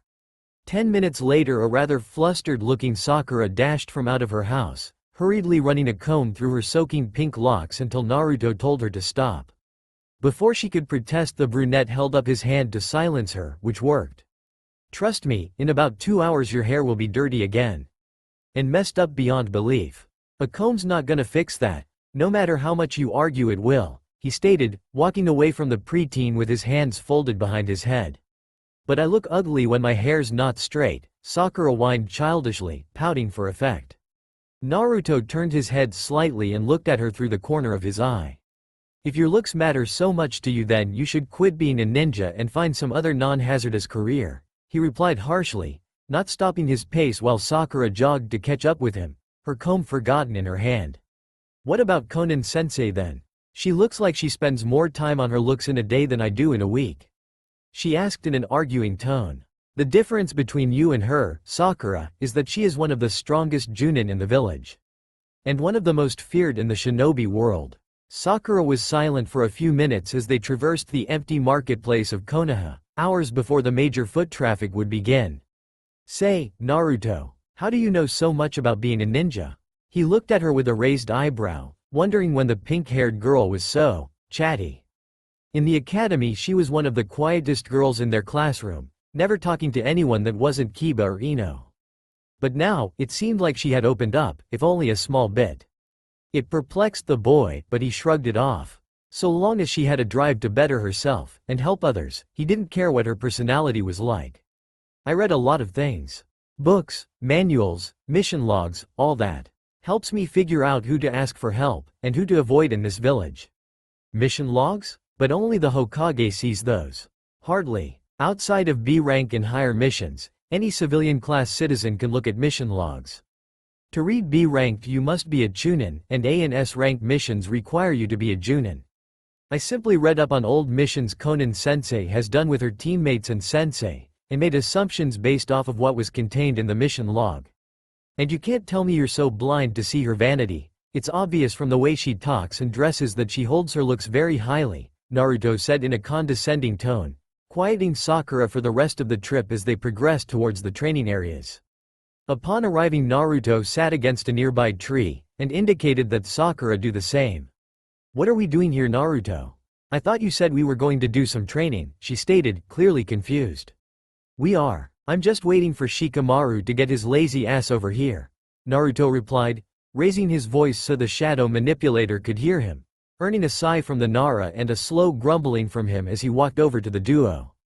Right, now that you're both here, I'm going to start by laying down some rules. Rule number 1. I'm going to push you beyond your limits. And you won't like it one bit, but you'll grow stronger by doing so, as well as be able to know what your limits are in battle. Rule number 2. We start with the basics, and work our way up from there. Yes, I know we just spent 4 years learning the basics, but what I'm going to teach you about them isn't covered in the textbooks. And are far more effective to boot. Rule number 3. Until we get missions, we meet here every day except Sundays at 6 a.m. sharp. No excuses for being late, as I'll run you through something I call the gauntlet. What's the gauntlet? Sakura perked up curiously. A one-on-one fight with me. And I won't hold back. Now don't interrupt me again. Rule number 4. Give every exercise we do your fullest. Don't hold back in any fight, as it could come back and bite you in the ass in the end. Understand? At Sakura and Shikamaru's nod of acknowledgement, his demeanor changed drastically.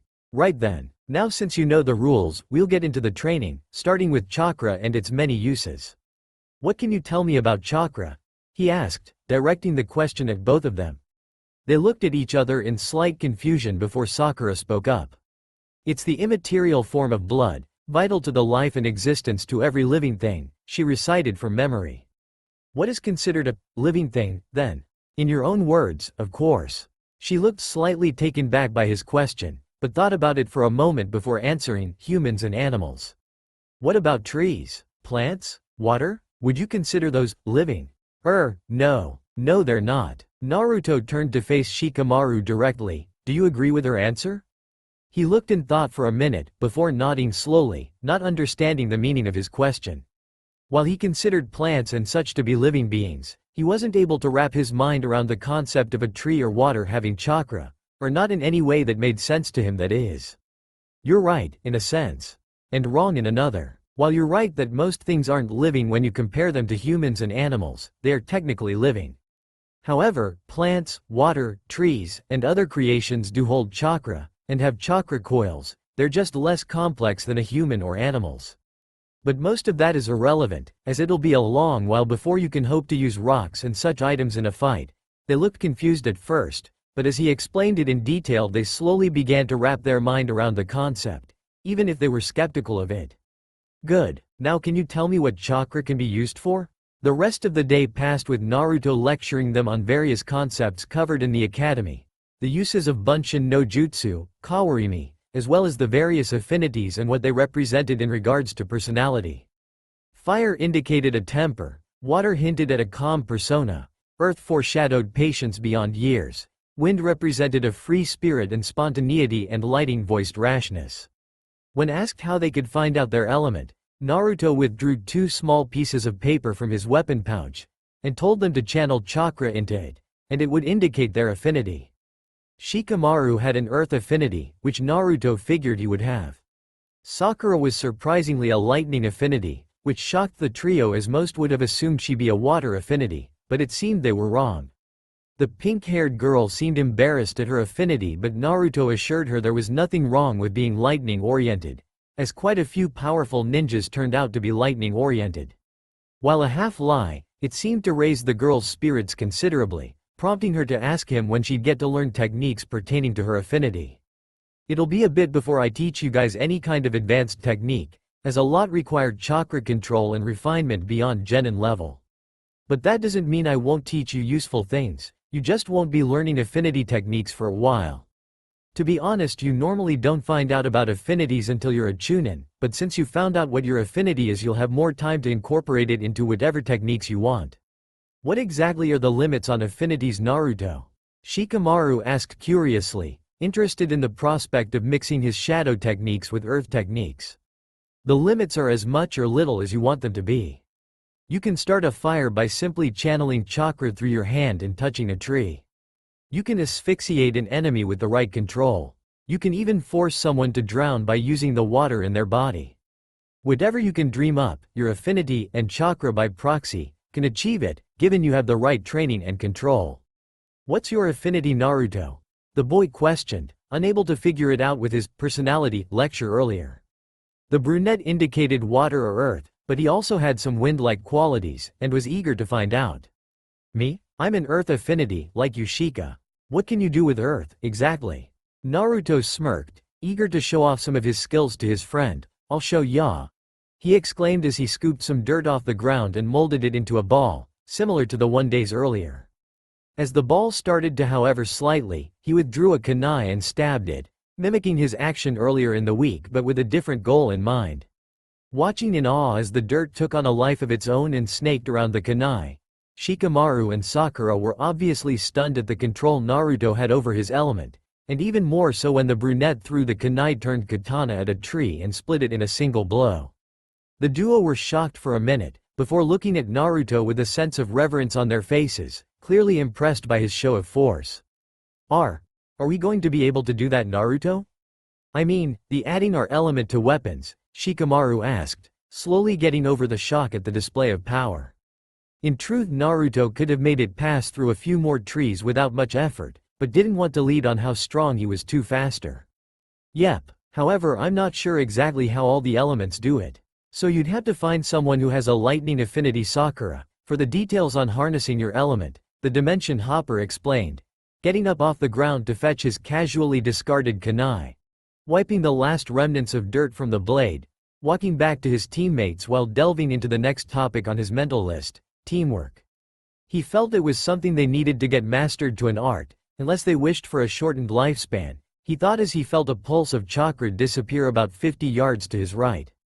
As he tried to focus on it, he felt the familiar residue left over from a clone dispelling itself, filling him with a sense of foreboding as someone was watching him and his team, but left no incriminating evidence. It would seem he'd need to keep a closer eye on what he taught his team, as well as put up clones to keep an eye on their lessons, as he wouldn't want to be giving information to someone with a vendetta against the Leaf. What do you mean, D-rank mission? That's all we've done since we became genin. We should be out there and kicking ass instead of babysitting that hell spawn. Naruto shouted in agitation, having finished his 20th D-rank mission in a week. While they had only been genin for a month, he felt they were progressing at too slow of a rate. He knew that their team was ready for a C-rank mission, what with him being as strong as he was, Konan, and the fact he helped train Sakura and Shikamaru when they wanted it, which was quite often he found.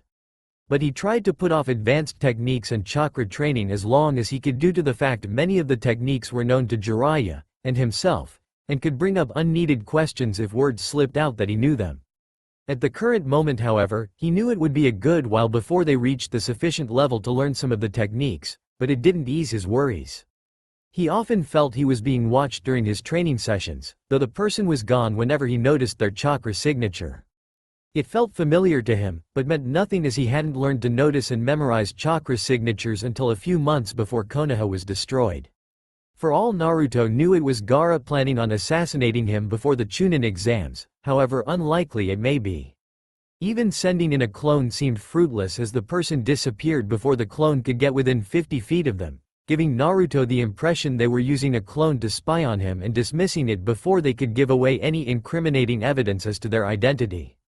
The technique of transferring information over clones was highly advanced, as it required a clone strong enough to sustain the process of having a seal placed on them on top of a powerful mind to process the sudden influx of knowledge. As such, the seal and the technique to produce the clone were labeled as forbidden technique, due to the steep requirements for success, but even then it was never guaranteed to work. If one were to disrupt the flow of chakra from the seal to the creator, it could cause insurmountable damage to them, and had a high chance of fatally wounding the person, discerning villages from relying on such methods in gaining information. Sure, the information one could gain from using it far outweighed the cons, but it was only used when they knew information could be gleaned, otherwise they were running a huge risk of it blowing up in their face and causing another great shinobi war. Watch your tone, Brad. The Hokage gave you a mission and you will fulfill your duty of carrying it out, however petty it may be or insulting it may be to your meager skills, Konan retorted sharply, while Naruto simply glared at the blue-haired woman. Meager skills? Come on, I could kick your pedicured ass any day of the week. Naruto snapped back while the Hokage watched on, fighting back the oncoming headache from the two. While he knew why Konan considered the brunette's skills to be meager, judging from her retelling of Kakashi's little test he had assigned. However, he didn't understand why she constantly considered him to be subpar, as he showed potential similar to Kakashi when he was younger, and that was his main reasoning behind assigning the brunette to her team, to help her realize his potential and start training him to become a vital asset to Konoha. You couldn't even break my fingernails, boy. But if you're so eager to get put in your place, I'd be more than happy to do it, the Junin said coolly, staring at the genin with a tempered cool, silently egging him with her attitude. Naruto could see she wanted to put him in his place, and was tempted to rise to the chance. The Hokage, however, had other plans.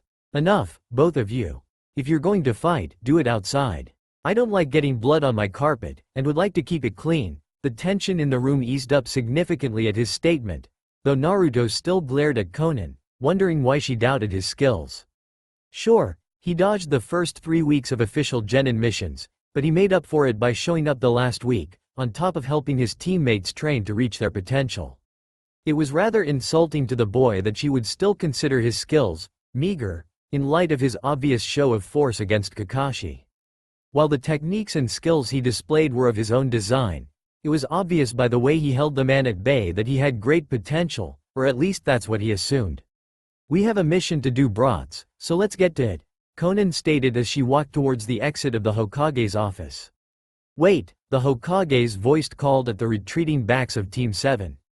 As they turned to face their leader, he rifled through a stack of mission requests, searching for one he had seen only an hour before the team showed up. Pulling it from the pile, he scanned the details and requirements of the mission before signing off on it. If you think you are strong and skilled enough to participate on a C-rank mission, I am willing to let you take this one. Are you ready? No, they're not, Hokage-sama, Konan answered automatically.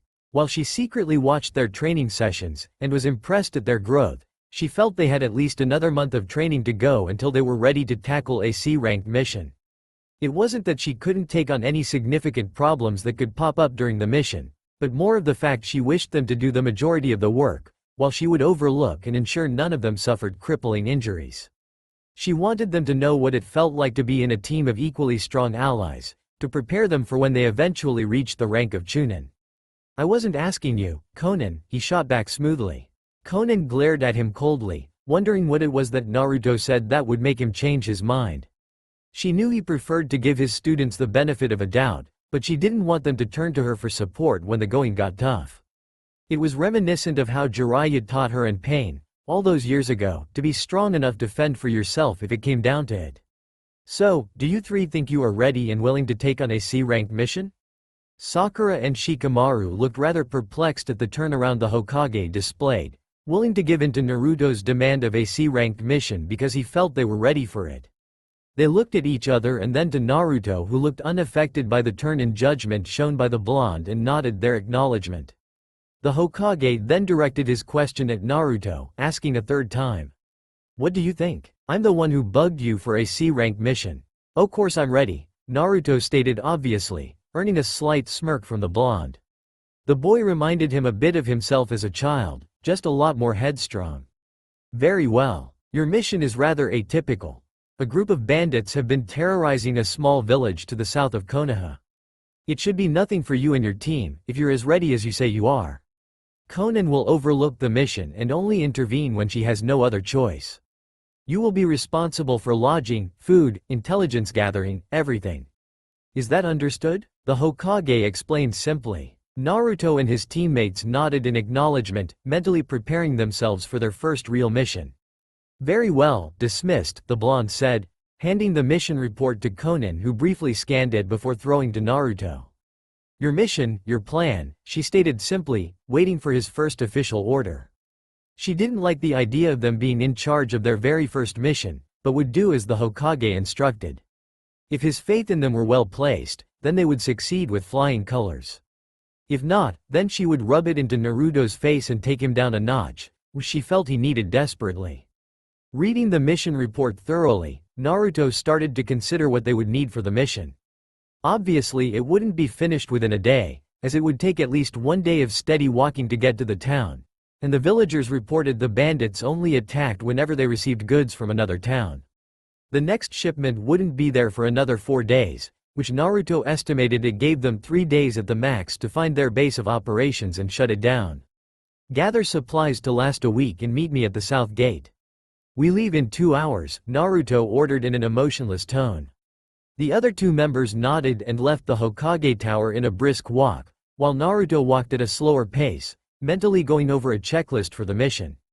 It was a habit he picked up to prevent him doubting his ability to execute a mission either alone, or as team leader, and he found it to be successful a majority of the time. He wasn't going to lie and say he could finish a mission with perfect results, as he could never account for all possible variables. Nor could he judge a target's strength just by looking at them. He knew he shouldn't have to worry about his friends, as he trained them hard the last week, but they hadn't shown truth growth during the training. He mostly taught them chakra training techniques and helped find out their strengths and specialties. Sakura was predictably a medic nin, though she lacked the chakra refinement Tsunade had taught her in his home dimension, and instead showed a greater aptitude in a precise eye for hitting vital targets with scary accuracy. Shikamaru obviously showed potential in his usage of his clan techniques, but lacked the motivation to take initiative and create new techniques, or perfect the ones he already knew. But he showed promise when Naruto told him that training his mind was only one part of being a successful ninja. The other part was training your body to work in perfect unity with his mind. Naruto quickly quashed the thoughts of his team failing, as he knew anything thrown at them he could deal with personally, even if it meant showing a few cards in his hand sooner than he hoped. He had pledged, after all, that he would protect his precious people no matter the cost, even if he had to release the Kyuubi he would, to ensure their safety. He just hoped it wouldn't come to that during this mission. "Is your mission clear?" a deep booming voice asked the 2 teenagers in cloaks. They stared at the large rock with stoic expressions, betraying none of the emotions beneath their eyes. "Yes," Pain-sama, one of the voices, an older teen, answered patiently while his partner simply stood and stared at the rock. Sunglasses obscured his eyes, though it was doubtful he had eyes judging from the number of bugs scurrying across his face. Remember, if he does not accept the offer, you are to dispose of him, for the safety of the organization. Not doing so will result in a severe punishment, is that clear? Pain continued, rehashing the parameters for the mission a third time. Crystal, Pain-sama, the older teen responded, wishing the briefing was over with already. Having been with the group for 5 years, he knew most of the requirements by heart, and knew Pain was only doing it to ensure his young partner knew what would happen if he failed a mission, even if it was a training mission. Dismissed, Pain ordered, as the two left the large cavern and walked silently through the hallway of the Akatsuki base and emerged outside. The sun was halfway through the sky, indicating it was noon or thereabout, and the two took off in a brisk sprint in the direction of Konoha. It would take them a few days of steadying walking to reach their destination, but they weren't in a hurry. Their target was a missing nin, one from Konoha to be exact. He would be offered a spot in the organization known as Akatsuki, and if he rejected the offer he would be killed without a second thought. Pain decreed that until further notice, no one must know that the organization known as Akatsuki existed, until it was deemed necessary to expose ourselves to the world. Until then every contact that was no a consistent source of information would be killed afterwards. Speeding slightly ahead of his partner, so as to not cause suspicion, the older teen began to wonder when he started to question the actions of Akatsuki. When he had initially joined the organization, he did so under coercion, to prevent his brother from being killed like the rest of his clan, and had lived with that decision for 5 long years. Now however, he began to wonder why he felt the urge to break away from the organization, even though he lacked the power and cunning to do so. As they continued their sprint from the mountains of Earth Country, he began to wonder if he'd ever be out from under the thumb of the Akatsuki, and planned for an eventual escape and defection. Naruto stood impatiently at the south gate leading out of Konoha. He had told his team to meet him in 2 hours, and it was already going on 3 hours. While he knew they weren't going to pull a Kakashi on him, it began to grate his nerves. It was his first mission as a leader, in this dimension at least, and didn't want it ruined because his teammates weren't taking it seriously. He relented and calmed his temper however, knowing that they could have been caught up in packing for the trip and lost track of time. Or they could have simply gotten lost on their way to the gate, though he doubted it. Large as it may be, Konoha was not an easy town to get lost in, especially for those who lived in it. If one got lost, it was as simple as flagging down a passing by Chunin or Junin, or going inside a shop and asking for directions. As it neared even closer to 3 hours since he'd last seen his team, he spotted them in the distance, both carrying overly bulging rucksacks, earning a raised eyebrow from the dimension hopper. Even he knew that a large bag would slow him down, though it initially took a long lecture from Sakura on his first mission. They looked more like they were going to go camping instead of kill bandits, earning a sigh from the boy. "Please tell me I'm not going to have to explain to them that they can't take that shit with them," he muttered, more to him than his Junin teacher, who suppressed a slight smirk from the boy's obvious nervousness. "Afraid so, brat," she informed him, standing slowly and dusting off the knees of her pale blue kimono. Placing the finished pieces of origami inside her kimono, she folded her arms in front of herself while watching the scene unfold. "I thought I said to meet me here an hour ago?" Naruto asked in a clipped tone. He wasn't one to let his irritation get the best of him, not often, but he couldn't let them being late go unnoticed. Whether they liked it or not, he was going to instill a sense of professionalism in them, as he knew any other Junin would have left an hour ago, and let them not partake on the mission. It was a harsh lesson to learn, but in times of war one followed missions through, no matter what it required. Even in times of peace, one followed them through to preserve the peace, even if it was short-lived. "Sorry Naruto, but we thought you said to meet up at the Hokage's tower, and when we realized you said the south gate we rushed here as soon as possible," Sakura explained apologetically, bowing in embarrassment. While he understood their mistake, he couldn't let it slip. "Next time pay more attention to what I say then. If a Junin was in charge of this mission they would have left without you, and you'd miss out on the mission." Naruto sighed, forcing his irritation to wash away, not wanting to cause a scene. "What's all this?" he asked, pointing to the bags on hers and Shikamaru's back.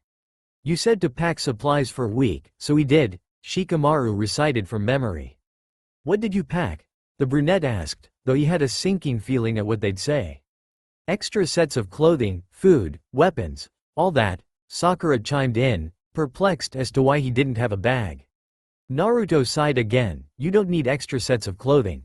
Just what's on your backs. He praised them silently on carrying extra food, but didn't voice it as ration bars achieved the same effect, but at the cost of taste. Damn things tasted like frozen granola bars. Weapons he couldn't touch on, as it never hurt to carry extra as he had learned in previous experiences. You mean I have to wear this for the next week? She exclaimed incredulously, pointing to her outfit. Yes, you do, Naruto stated simply. What if it gets dirty? Or starts to smell? Then you'll just have to wash it. And what? Wear nothing while it's being cleaned? Well, that's a given. Unless of course you want to get sick cause you decided to wear wet clothing. And what if it gets dirty while we're on the way there? You expect me to believe that you or Shikamaru won't peek on me while I'm waiting for it to dry? At this Shikamaru's face darkened in a blush from the mental picture, though Sakura seemed oblivious to this. Naruto fought down the urge to yell at the girl. He expected her to put up a fight when it came to staying in the same clothing for a week straight without cleaning them, but he didn't expect it to get this frustrating so fast. If you don't want to follow my advice, then don't. But I won't slow down so you can keep up. Turning and walking towards the south gate, he didn't spare a second glance over his shoulder as gave his information to the Chunins guarding it. I'll take point, Naruto called back to Konan, rushing a bit ahead to give him time to cool off and reflect on his words, and to let his team do the same. He knew he couldn't fault them for packing extras, just in case, but he felt they should learn that being a ninja wasn't about hoping your enemy would be kind enough to wait until you could change clothing. Nor would they let you finish eating your lunch. While he knew his words were a little harsh, especially considering Sakura's demeanor, he knew they'd have to learn about being a ninja, either the hard way or the harsh way.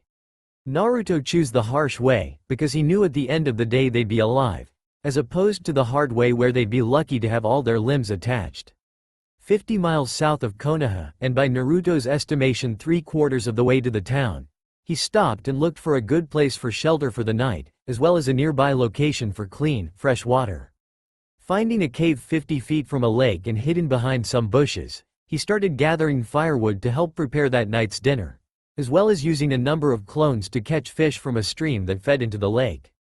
As he started getting their camp set up for the night, he let his mind wander while the clones did the rest of the work.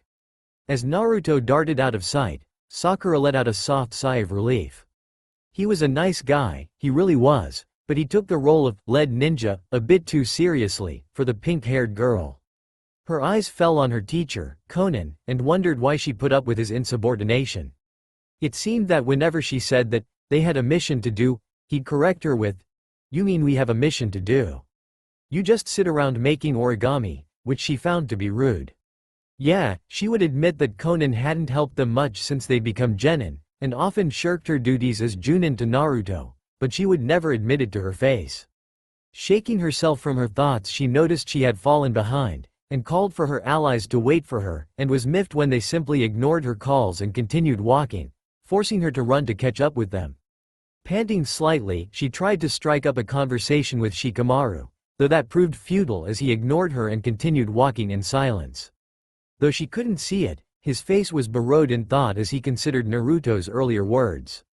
The brunette had made a distinct point in carrying too much gear, though he found it pointless to worry about such things on a routine mission. He would look into it for future missions however, given he ever made it to Chunin rank. Konan-sensei, what is up with Naruto? Why was he making such a big issue about me and Shikamaru being late? Sakura asked, perplexed as to why he became so uptight about them meeting him 2 hours after they received their mission and why he made a big deal about them carrying extra supplies. Because he asked us to meet him 2 hours after getting our mission, Sakura, Shikamaru interjected, answering the question for Konan, who smirked at the potential scene unveiling before her eyes. While she had been watching them being trained by Naruto for the last week, she noticed that what held Sakura back the most was her attitude towards being a ninja. She assumed that being a ninja meant she got paid to fight and help other people, not knowing that being a ninja meant so much more. It meant sacrificing parts of yourself to serve your village and help allies, to kill those who would pose a threat to peace even if it meant losing your humanity, to live and dying for the mission and the village. Sakura had yet to grasp these concepts, and Konan internally hoped that she could over the course of this mission, as she had the potential to become a strong ninja, but to do so she needed to lose innocent views on ninja. I told him that we were mistaken on where we thought we were supposed to meet him though. And he accepted it, Sakura stated heatedly. Yes, but he did something very few Chunin and Junin would have done, and that was wait for us. By waiting for us to show up he put the mission at stake, and risked the chance of failing the mission. Any other ninja worth their intelligence and loyalty would have left a few minutes after 2 hours had passed, and written in the mission report that we were incapable of following simple instructions, Shikamaru continued, further riling up the girl. How could the mission fail if he waited 1 extra hour? I mean, they're just bandits, not full-grown ninjas. She exclaimed futilely. While that might be true, what if the bandits are being led by a missing nin? If they were being led by one, the village might be gone by the time we get there, or the bandits might have moved on to another village. And what if we weren't taking on bandits, but a group of missing nins? Then what? Would you have justified being late then? Shikamaru said coolly, trying to get the point across to the pink-haired kunoichi without resorting to shouting. But then, that never accomplished much, and often resulted in him getting assaulted by whoever was nearby. Sakura opened her mouth to retort but was silenced by Conan. Quiet, both of you. Your arguing is getting you nowhere. Sakura didn't take accept the order however, and opened her mouth to fight it. Shut it, brat. We're on a mission, and as such I expect you to act like a professional ninja, not an academy student. When Naruto chewed you out earlier, he was right. If it was any other Junin in charge of the mission they would have left without you. You should listen to what he says and either treat this mission seriously or stop being a ninja, it's as simple as that. The young kunoichi didn't say another peep at her teacher's words, and instead looked hurt at the harshness of them, but Conan didn't pay it any attention. She didn't want to defend the boy, as she feared it would go to his head, but it was obvious the pink-haired girl would take a lot of work to mold into a contributing ninja for Konoha. Conan just hoped it wasn't her that had to break her spirit and rebuild her, as she never liked that part of her job, which was part of why she hadn't taken a team before this one. Hours passed in silence, as the trio progressed south towards the village but their pace slowed the darker it got, coming to a complete stop when they could barely see 3 feet in front of them, and started to wonder where Naruto was, and whether or not he was at the village or not. They hoped not, as they couldn't traverse the unknown landscape in the dark of night, but were relieved when they distantly spotted a dim light, and headed in the general direction of where it lay, finding Naruto plopped against a tree log, apparently slumbering. When Conan walked over to wake him up however, his eyes shot open and locked with hers, earning a slight smirk from the older woman who sat on a log opposite the brunette. Moving from the hard earth and onto the log he slept against, he reached for one of the fish that lay roasting above the fire, and indicated his team to indulge in the food he had gathered for them, which they did so after a slight hesitation. Sakura looked around the clearing with a questioning glance, not noticing any tents or any such things, and asked Naruto where they would all be sleeping. There's a cave a little bit south of here, behind some bushes. You and Conan-sensei will sleep there and me and Shika will sleep out here and rotate guard duty, he informed her, not looking directly at her while talking. I'll be taking the first shift, since you guys have been walking all day. We'll rotate shifts every 5 hours, okay Shika? At the boys' nod, the ninjas finished their makeshift dinner and the kunoichis retreated to the cave south of the clearing while Shikamaru leaned up against a tree log and fell asleep after 20 minutes of trying. Naruto leapt into the treetops surrounding the clearing and created a few clones that would act as sentries while he watched the fire, deep in thought until he felt a familiar presence sit next to him. Minutes passed in silence as Naruto watched the fire jump to and fro in the pit, until the person spoke. You know, Junin are typically supposed to watch over the genin on their missions, even if one of the genin are given free reign of the mission and its objectives, Conan joked, or tried to at least. In truth it was to break the unusual silence between them. Care to share what's on your mind? You seemed rather distracted earlier when we were eating. The brunette stared at her, a serious look on his face as he wondered how he could explain what had been bothering him since he awoke from his nap while waiting for the trio to meet up with him. Naruto sighed, a feat that didn't go unnoticed by Conan, who looked on in interest. What's with you, Conan-sensei?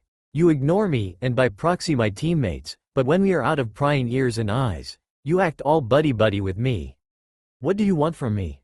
Me to gush my inner demons and ask for guidance from someone who hasn't been around since I became a genin? For me to ask for training? Speaking of which, you still owe me those lessons you wagered on our little bet, Naruto said in a melancholy tone. He couldn't grasp exactly why this Conan would constantly ignore him when he would ask for training, for both him and his teammates, and as such was wary of her attempts of small chat when they were well away from Konoha and out of earshot from the Anbu that patrolled it. She looked at him as though she should be offended by his criticism, but didn't reprimand him for his choice of words. "What I want from you is to drop your attitude. I took your team on the good faith you three had the potential for greatness, and you do. However, your attitude is what's preventing you and your friends from receiving training. If you drop your attitude, then you'll get the lessons I promised," she said haughtily, trying to intimidate him by straightening her posture and narrowing her eyes, but it did no good against the Dimension Hopper. "And what, pray tell, is wrong with my attitude?" Naruto asked with a raised eyebrow. He wasn't in the mood for beating around the bush with eloquent retorts and rebuttals, and as such wanted the conversation dealt and done with as soon as possible. "Your arrogance. How you acted after your test against Kakashi. How you act like you understand the techniques and chakra training you've been teaching your friends. How you assumed control and ordered your friends around earlier, even though you had control over the mission. I will refuse any requests for individual training until your attitude is fixed, as I won't allow my teaching to spawn someone who'd kill a teammate in the future because they didn't get their way." She listed off her considerable list of events she'd witnessed in her short time as his teacher. Naruto simply snorted at her list, earning a narrowed glare from the woman. "You know nothing about me, and yet you have the gall to assume I'm a traitor. I don't know how you came to the conclusion I've got a superiority complex, but it's rather insulting that the paper maiden would make such baseless assumptions on second-hand information. Especially considering the paper maiden's notoriety on information gathering, or rather the lack thereof," the brunette spat, earning a slight widening of eyes when he referred to her by her name in the underworld. Very few outside of the Hokage, Sannin, and Anbu knew of the name, but none would have dared refer to her by it, as it indicated a dark part of her past. The fact that Genin knew the name sent up flags in her mind, though she resisted the urge to wrap her slender, unflawed hands around his neck and strangle the information from him. "How to know that name, boy?" she asked, her tone dripped in subtle venom. Naruto seemed unfazed by the change in attitude by the blue-haired woman, however, and continued to stare intently at the flames as they continued to feed off the air. It helped him keep concentrated on their conversation, without losing control of his dwindling temper, which he was grateful for. "I'm not telling you how, though I can assure the answer would shock you to the core," the boy stated simply, effectively ending that line of conversation. Conan, deciding not to rouse Shikamaru and expose him to her nickname, dropped the topic, instead studying the boy intently. Their conversation, and his harsh criticism of her teaching methods, had made her rethink some of the things she thought she knew about the boy. While she still assumed he was arrogant with possibly a superiority complex, he was better off than she initially thought, but still vowed to keep an eye on him and his training. It wouldn't do for him to trick her into teaching him and reveal later he was as she feared. Without a word she left the firelit clearing, instead choosing to wander the treetops and clear her mind. While she was certain they would have no problem with ordinary bandits, especially considering Naruto's leadership skills, it wouldn't hurt to be extra diligent in the upcoming week. The rest of the night passed without further events or confrontations, and when Naruto woke Shikamaru to switch guard duty, Shikamaru studied his friend, wondering what could make him take his ninja career so seriously. It was no surprise to Shikamaru that his friend pushed himself almost daily when he trained, even when he snuck off during class and used an advanced technique to follow Mizuki-sensei. Shikamaru had always assumed he trained to meet some unknown goal faster, but when he asked Naruto about it, he told the black-haired boy that he didn't wish his precious people to be harmed, and would train till he dropped to prevent it. Naruto had no clan. Shikamaru knew that for a fact as the boy confronted a Hyuga over it the year before. It started innocently enough. Naruto had bumped into the boy and gave him a half-hearted apology which the Hyuga spat back in his face. This earned a simple shrug from Naruto, who started to walk away before the Hyuga made rather derogatory remarks about the lack of heritage, though Shika was surprised at the ease Naruto shrugged those comments off as well. Something in Naruto snapped, however, after a comment about how only those who are weak fight fate, and the strong accept it, made Naruto rush the boy and wrap his hands around his throat. The Hyuga looked scared for his life, and Shika had a sinking feeling that if it wasn't for the Anbu squad that had been watching the fight, the boy would have been killed mercilessly and there would be no one strong enough to stop Naruto. Such an event earned a wide breadth from Shikamaru for a short while, until he realized something Naruto would spout whenever it was pointed out that all his training wasn't necessary, not until he became a ninja anyways. I don't care that my training isn't necessary, Shika. All that matters to me is being able to protect my precious people if shit hits the fan. It may seem pointless right now, but in a few years you'll understand what I'm doing. What do you mean I'll understand in a few years? What are you talking about, Naruto? Shika asked the boy, clearly confused on what he meant. They were close, but Shikamaru still didn't know every little secret the boy had, or the exact motivations on why he trained continuously every day. Naruto looked at the boy for a long time, without saying anything, before speaking. You wouldn't believe me if I told you. And I don't even know if it's true or not. All I know is that I have a bad feeling shit is gonna turn upside down in a few years. I'm training to prevent it from happening, and in the worst case, protect my precious people if it does. I'd die 1,000 deaths before letting you guys would get hurt. It may not make a lot of sense right now, but trust me, in a few years you'll understand what I'm talking about. As Shikamaru sat in front of the fire thinking about the conversation a year ago, he began to realize that Naruto might have been right about protecting people when shit hits the fan, as he recalled the mock test against the scarily strong Junin a month ago. It displayed the sort of nosedive any given mission can take, when mixed with the right variable. Whether it be a lowly genin or fear-inducing Junin, any mission can fail for the pettiest of reasons. Even crushing a single leaf underfoot could spell disaster against an experienced or inexperienced group. It brought the old saying, no matter how strong you are, there's always stronger than you, to the forefront of his mind, and infused him with the urge to not have to rely on others so much in future missions. Unbelievable as it may be, it made the lazy genius want to train and avert as much bloodshed as possible, even if it meant shedding blood to do so. Watching the first intently, Shikamaru missed the small smile on Naruto's face as he watched his friend, no doubt mulling over the conversation with Konan and the events of the day. It was looking like things were starting to go his way after all. Itachi stood silently over the entrance to the valley, ignoring the rain as it pelted him and his partner. The target was supposed to be hidden in seclusion there, but judging from the size of the area it would take them a month to search top to bottom. And in that time he could slip out with them none the wiser. Luckily, or unluckily, for Itachi, Aburame Shino was sent alongside him to assist in the location of their target. His bugs had been trained for years to disable and kill targets with ease, but they needed him disabled. For the time being at least.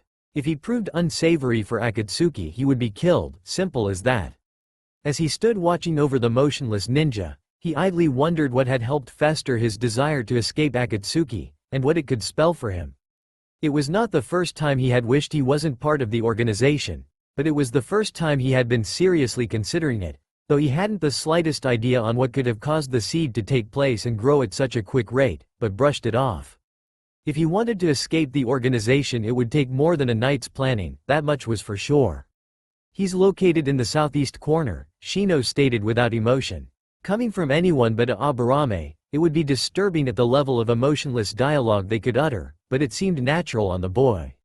Is he disabled? Itachi asked simply. It was a rhetorical question, since he knew the boy had disabled him for safekeeping, but it seemed easier to ask than to assume. That, and he knew the boy wouldn't question an order from a superior, even if they could fight each other to a standstill. Yes, good, let us get out of this rain and persuade him to assist Akatsuki. A lighting bolt lit up the night for dramatic emphasis, as the two dashed into the dark valley towards the unconscious man, both wondering if he would accept the offer, but for two very different reasons. So, what do we do, Naruto? Naruto took a moment to realize that someone was talking and turned to face them, dispelling his thoughts as they sighed in annoyance. Sorry, was off in my own little world there for a moment. What were you saying? The brunette apologized with a somber tone. His thoughts weren't completely dark, or at least not to the blonde-turned-brunette. They were just reflecting the one time he spent 3 weeks infiltrating a sound base, only to find it was an elaborate trap set up by the snake. It was one of Naruto's first missions as a Chunin, and cost the Leaf 4 Chunin and a Junin, and started to make Naruto realize how mortal he was and how much more his training would need to step up to stand a chance against the rogue Sannin and the Akatsuki. While this mission was successful and paled in comparison to the A-rank infiltration mission, Naruto could see some similarities, though he wasn't going to voice them to his team. I asked, "What do we do now? Do we stay a day to make sure we got all the bandits or do we go home?" Sakura asked, wondering what would cause their temporary team leader to lose concentration. All week long he kept his eye on their team and the mission, and now he loses focus when an ambush would be perfect to spring upon the three preteens. "We leave now. There was only a dozen bandits, and we got them all, including their spy in the town. No reason to stay here except to be bored out of our minds, which I don't plan on doing," Naruto said in a clipped tone, walking away from the pink-haired while she stared at him in confusion. His message got to her clear and simple, but ever since she had started to get to know the boy, she was confused with his actions, his personality, and his body language. She wasn't going to admit she was great at reading body language, not at the moment anyways, but every time she talked with the boy he acted as though she was below him, though he would protect her in less than a heartbeat. As though she was weak and useless, but worth protecting regardless of the fact. At first she considered talking to Konan-sensei about it, but realized that would be a bad move judging by the two's interactions. It seemed each time they met and talked, they would be civil and at each other's throats in less than 2 sentences, reminding the pink-haired girl of Naruto and Ino's interactions, except with Naruto and Ino it was a playful threat of violence, but with Konan it was serious. Shaking herself out of her thoughts, she slowly went over a mental checklist of what she had brought with her on their mission, realizing now what Naruto meant about not needing extra sets of clothing and such. It only slowed her down when leaving the town, and she noticed she was only 5 minutes behind the rest of the group, even though Shikamaru also packed extra supplies but had gotten them together the night before they would leave. As she caught up with them, and mentally told herself to not bring extra clothes and shampoo the next time they had a mission outside of the village, she didn't offer an excuse to them for being late, knowing it would earn a verbal lashing from Naruto about not being prepared for departures. While she had understood what he meant about being on time during missions, as they almost gave away their position earlier in the week when she had shown up 10 minutes late, and earned a rather harsh tongue lashing from the boy, but realized she had deserved it ultimately. Hours passed in silence as the team and Konan walked through the forest at a leisurely pace, not in a hurry to get home and write up the mission report, though it wasn't an uncomfortable silence as birds and the other denizens of the forest made themselves known. After the 4th hour of silence between the four, however, Shikamaru unexpectedly broke it by asking Konan a question about the Chunin exams, mostly whether or not they would be allowed to participate in it or would have to wait a year. Sakura listened intently on her response, a maybe, and started to ask the older woman a slew of questions about extra training and how long she had been a Junin, along with other related questions. Naruto half listened to their conversation while fighting to keep a smirk from appearing on his face. While he didn't doubt the blue-haired woman would withhold his training for a while longer, it was refreshing to hear that she would be willing to train Sakura and Shikamaru, as he could devote more time to his own separate training.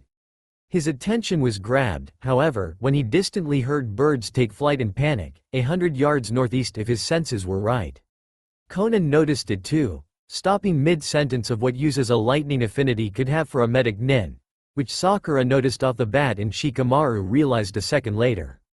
Withdrawing a kunai from his pouch, Naruto unconsciously leaked chakra into the ground below his feet and summoned enough to form a katana 4 feet in length, similar to the one he used against Kakashi but hardened to a diamond toughness.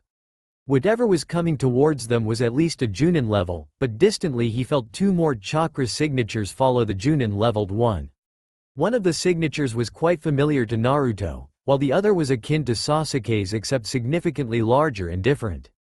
A minute passed in tense silence as the 2 genin paid attention to their sensei and team leader's actions, withdrawing their own kunai to prepare themselves for battle. "Don't bother getting involved in this fight. You don't stand a chance against any of the 3 people coming after us, and would get killed faster than you got defeated against Kakashi," Naruto snapped, inwardly growling in a growing fury. If his instincts could be trusted, either he or Konan would struggle against one of the 3, even if he knew how to defeat him in an all-out battle. 30 seconds passed after his statement before a disheveled man emerged from a bush, bleeding and panicking from the wounds on his body and his wild eyes. He opened his mouth to yell for help but exclaimed a scream of pain as he fell to the ground, a kunai lodged cleanly in his back. 2 figures emerged the bush after him, both wearing ill-boding black cloaks with red clouds embroidered on them. Atop their heads perched two straw hats, but Naruto knew their identities without removing the hats, and regretted not training harder to prepare for an early encounter with Akatsuki. Sloppy work. You missed his throat by a good 6 inches, Shino-kun, one of the figures admonished his partner, reassuring Naruto's identity for both of them. As he slashed the throat of the moaning ninja, he took an account of his surroundings. It seems we have an audience, Shino-kun. You know what to do, he ordered, as the other figure disappeared in a blur with a kunai aimed at Sakura's neck. You die first, he stated simply as the kunai got dangerously close to her jugular vein, but was interrupted by a hail of kunai impacting his body, while Naruto's foot was outstretched towards his pinned body. Landslide, the brunette muttered as he too disappeared in a blur, aiming a fist at the boy's abdomen but came up short as it collided with the tree, cracking it in half. Mushi Bunshin, Shino said in an emotionless tone. Attempting to use the bug clone to drown the boy and drain his chakra, he found it fruitless as the boy's chakra level stayed the same, forcing him to hurriedly dodge to the right as a clone emerged from the ground to stab his lower back. Aiming a kick at the earth clone's head, it dispelled with no extra effort as the clone covered in bugs did the same. Hey, almost got ya, Naruto calmly stated as he jumped from the tree he had split in two. Shino simply studied the boy, hoping to glean a weakness from him to try and exploit, while Itachi took this moment of tense silence to engage Konan in a one-on-one fight, and found him throw back 50 yards in an attempt to prevent him from using Sakura and Shikamaru as hostages, while the two were glued to the spot while watching the two strongest members of their group fight. Noticing an opening, the Akatsuki boy discreetly sent in bugs to try and catch him off guard, though Naruto was oblivious to their workings. Absent-mindedly, Naruto swung his earth-constructed katana and blew the bugs away from him, but he noticed they were unaffected by his show of force, forcing him to jump off the ground to avoid being trapped in an easy target for Shino. Simple-minded fool, a voice muttered near his head as Shino landed a solid punch to the back of Naruto's unguarded head, mentally telling his bugs to converge on his body when it landed and created a medium-sized crater. Landing in a crouch, the boy watched as his bugs covered and devoured Naruto's body, before walking towards the Dimension Hopper's teammates.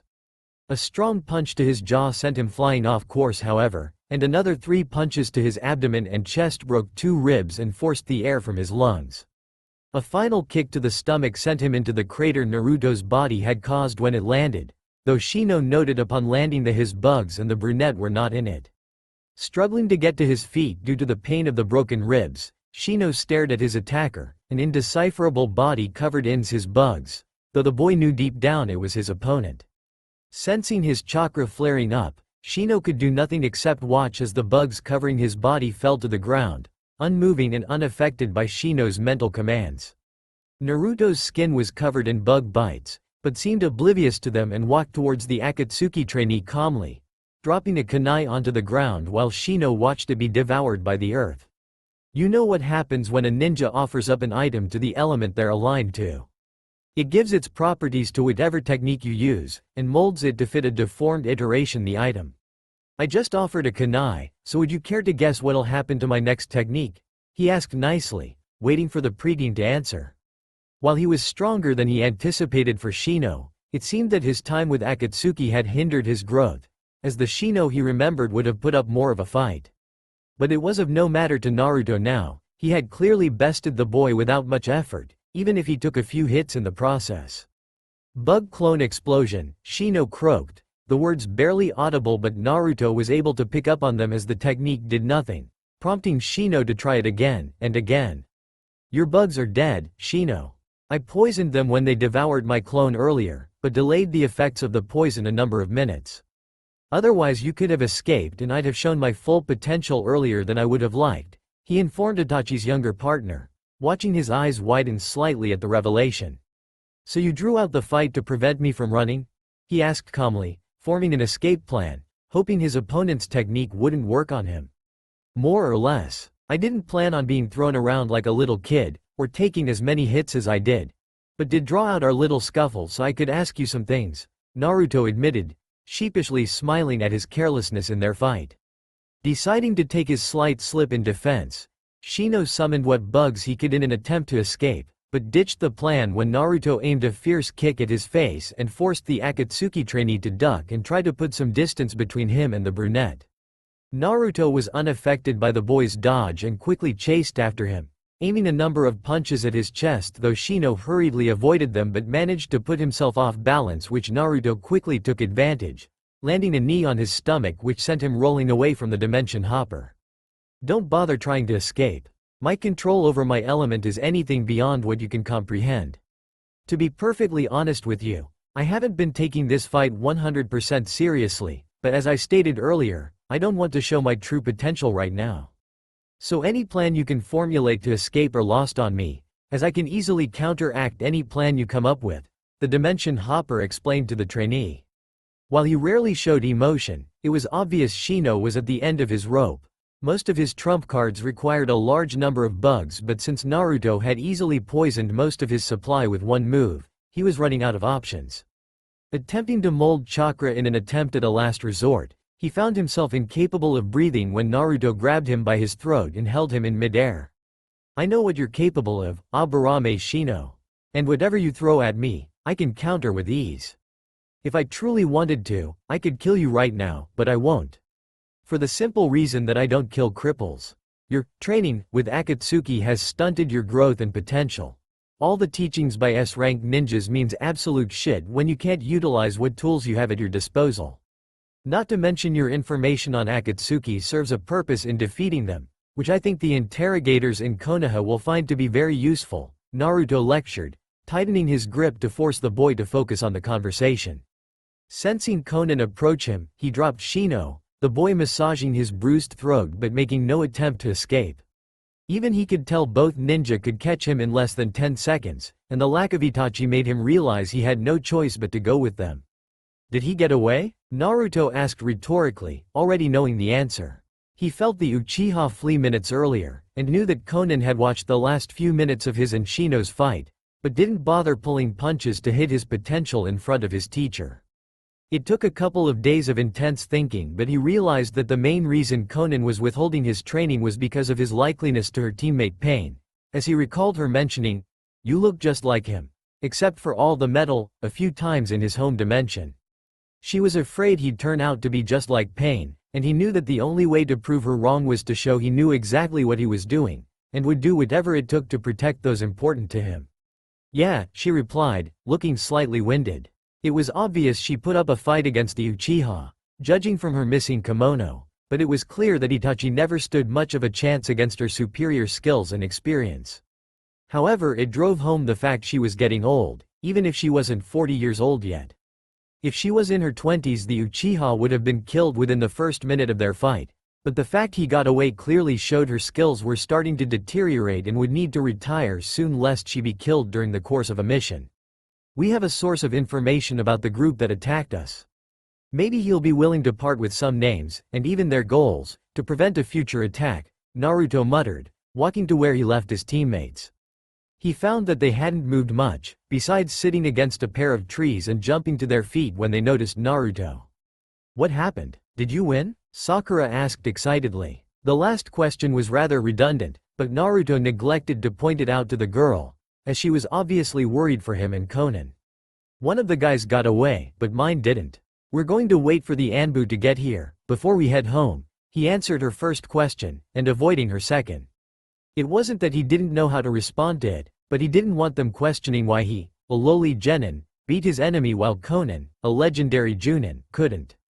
"What? Why are we waiting for the Anbu to get here? Was Konan-sensei harmed? What about you? You look like you were burned." She wondered, clearly confused, while Shikamaru looked as though he had a grasp on the situation. "Konan wasn't harmed. The Anbu are being called because we captured a prisoner, and protocol dictates we hand all prisoners to them.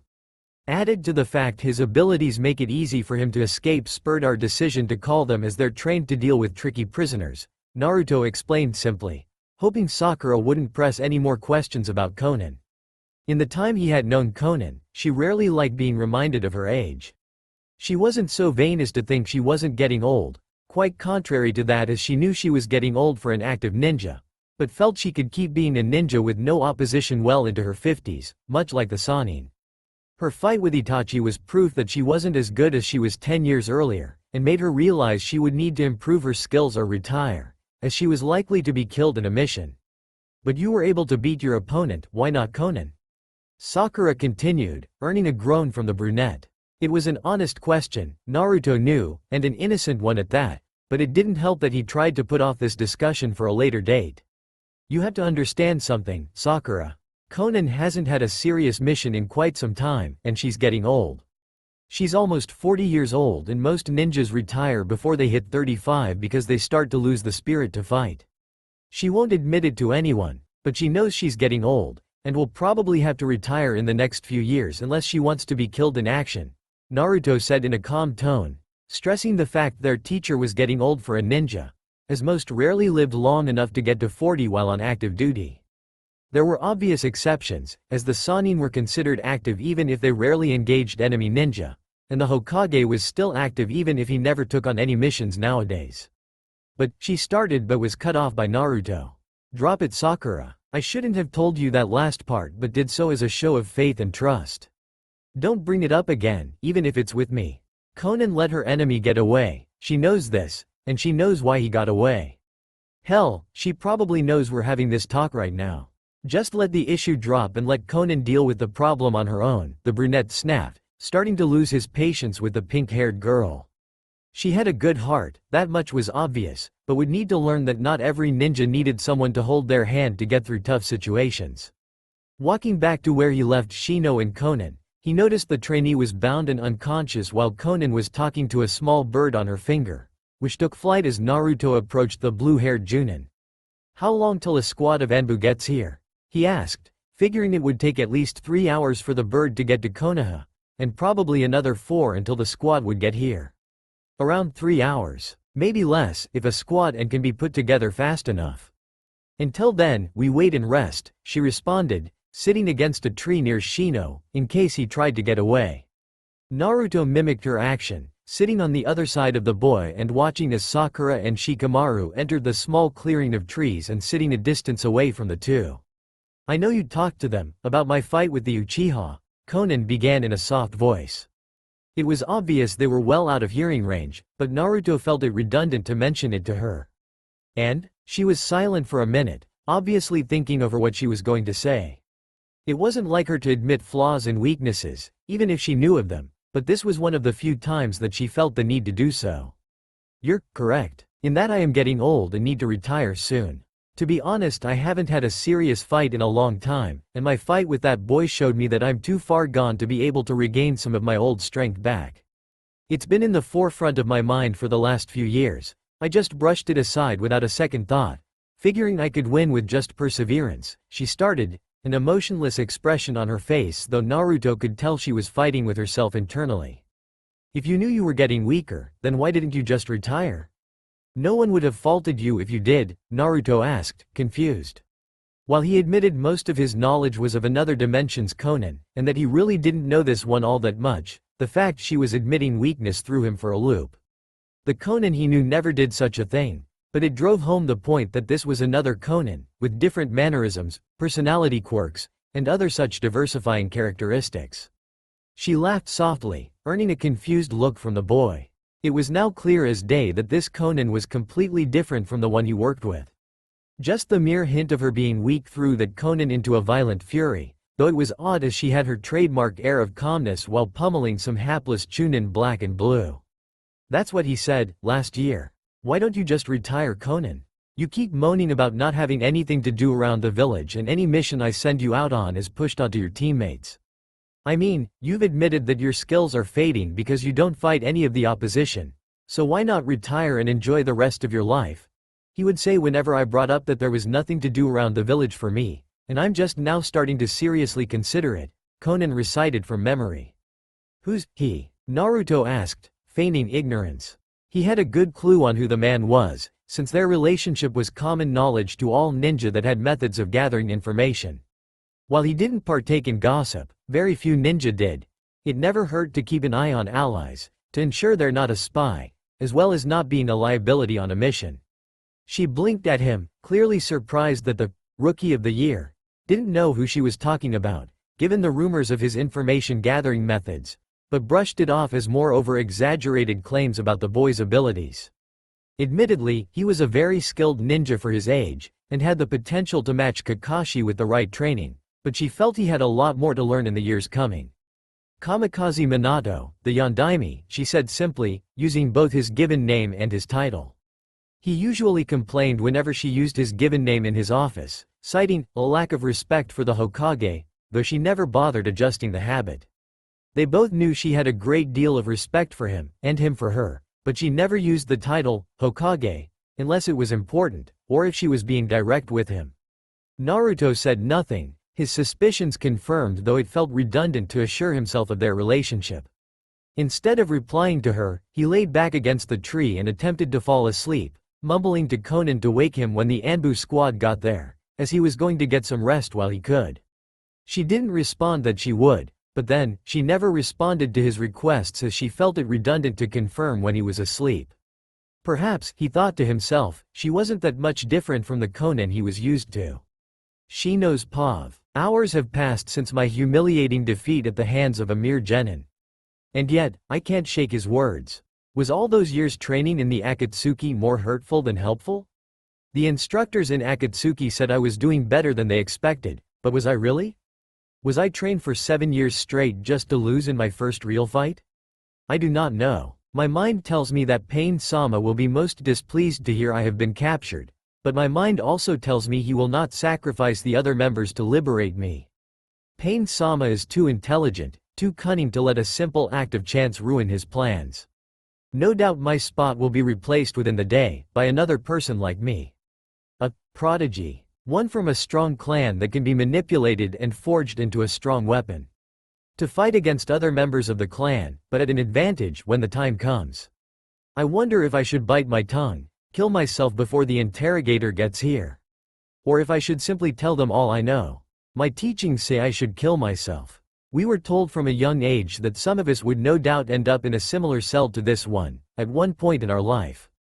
Either because of Junin and Anbu requisites, which places you in a cell for an indeterminate time to see if you can be trusted, or because you were caught in the course of a mission. They often told you to kill yourself if you were caught, but I often wondered to myself what would happen if it was simply a loyalty test, and not an interrogation tactic. The isolation they expose me to would drive other prisoners insane, but for me it is simply another day in my life, albeit in the hands of the enemy. I was used to the isolation during training, rarely making contact with the other prodigies, and often went out of my way to remain in my room, in the peace and quiet. This is different, however. During my stay with the Akatsuki, I would converse with my bugs, discussing possible tactics and techniques, which kept my mind focused. I knew from a young age that Akatsuki was using the prodigies as tools of war, and cherished their members more than the prodigies, and strove to break from them. I think Itachi-san felt the same way. He kept double-checking escape routes while traveling, as though he had half a mind to leave me right then and there, either dying or alive. I wonder what would have happened if he were the one to engage that genin. Would he have lost? I like to think he could have defeated the genin, but something about him gave me the impression he would have defeated Itachi-san. Would he have sat in this interrogation cell for as long as I have? Or would he have told them everything from the get-go, earning a shorter sentence in the process of helping take down Akatsuki? I do not claim to be able to guess what he would have done, but Itachi-san is similar to me in a few aspects. We acknowledge that we are being used as tools, and can be tossed away as such. We bide our time until the time is right, and then we escape, even if it is under questionable events. But before that time comes along, we act loyally, without fault, without question, to the superiors in Akatsuki. I do not act under illusions of grandeur. I did not plan on losing that fight with that genin, nor did I plan on getting captured. But it has happened, and I must accept my fate, for better or for worse. The only question that remains, is whether I join forces against Akatsuki, or no forces at all, as those are my only two choices. That's all for now. If you enjoy, then please like, share and do comments.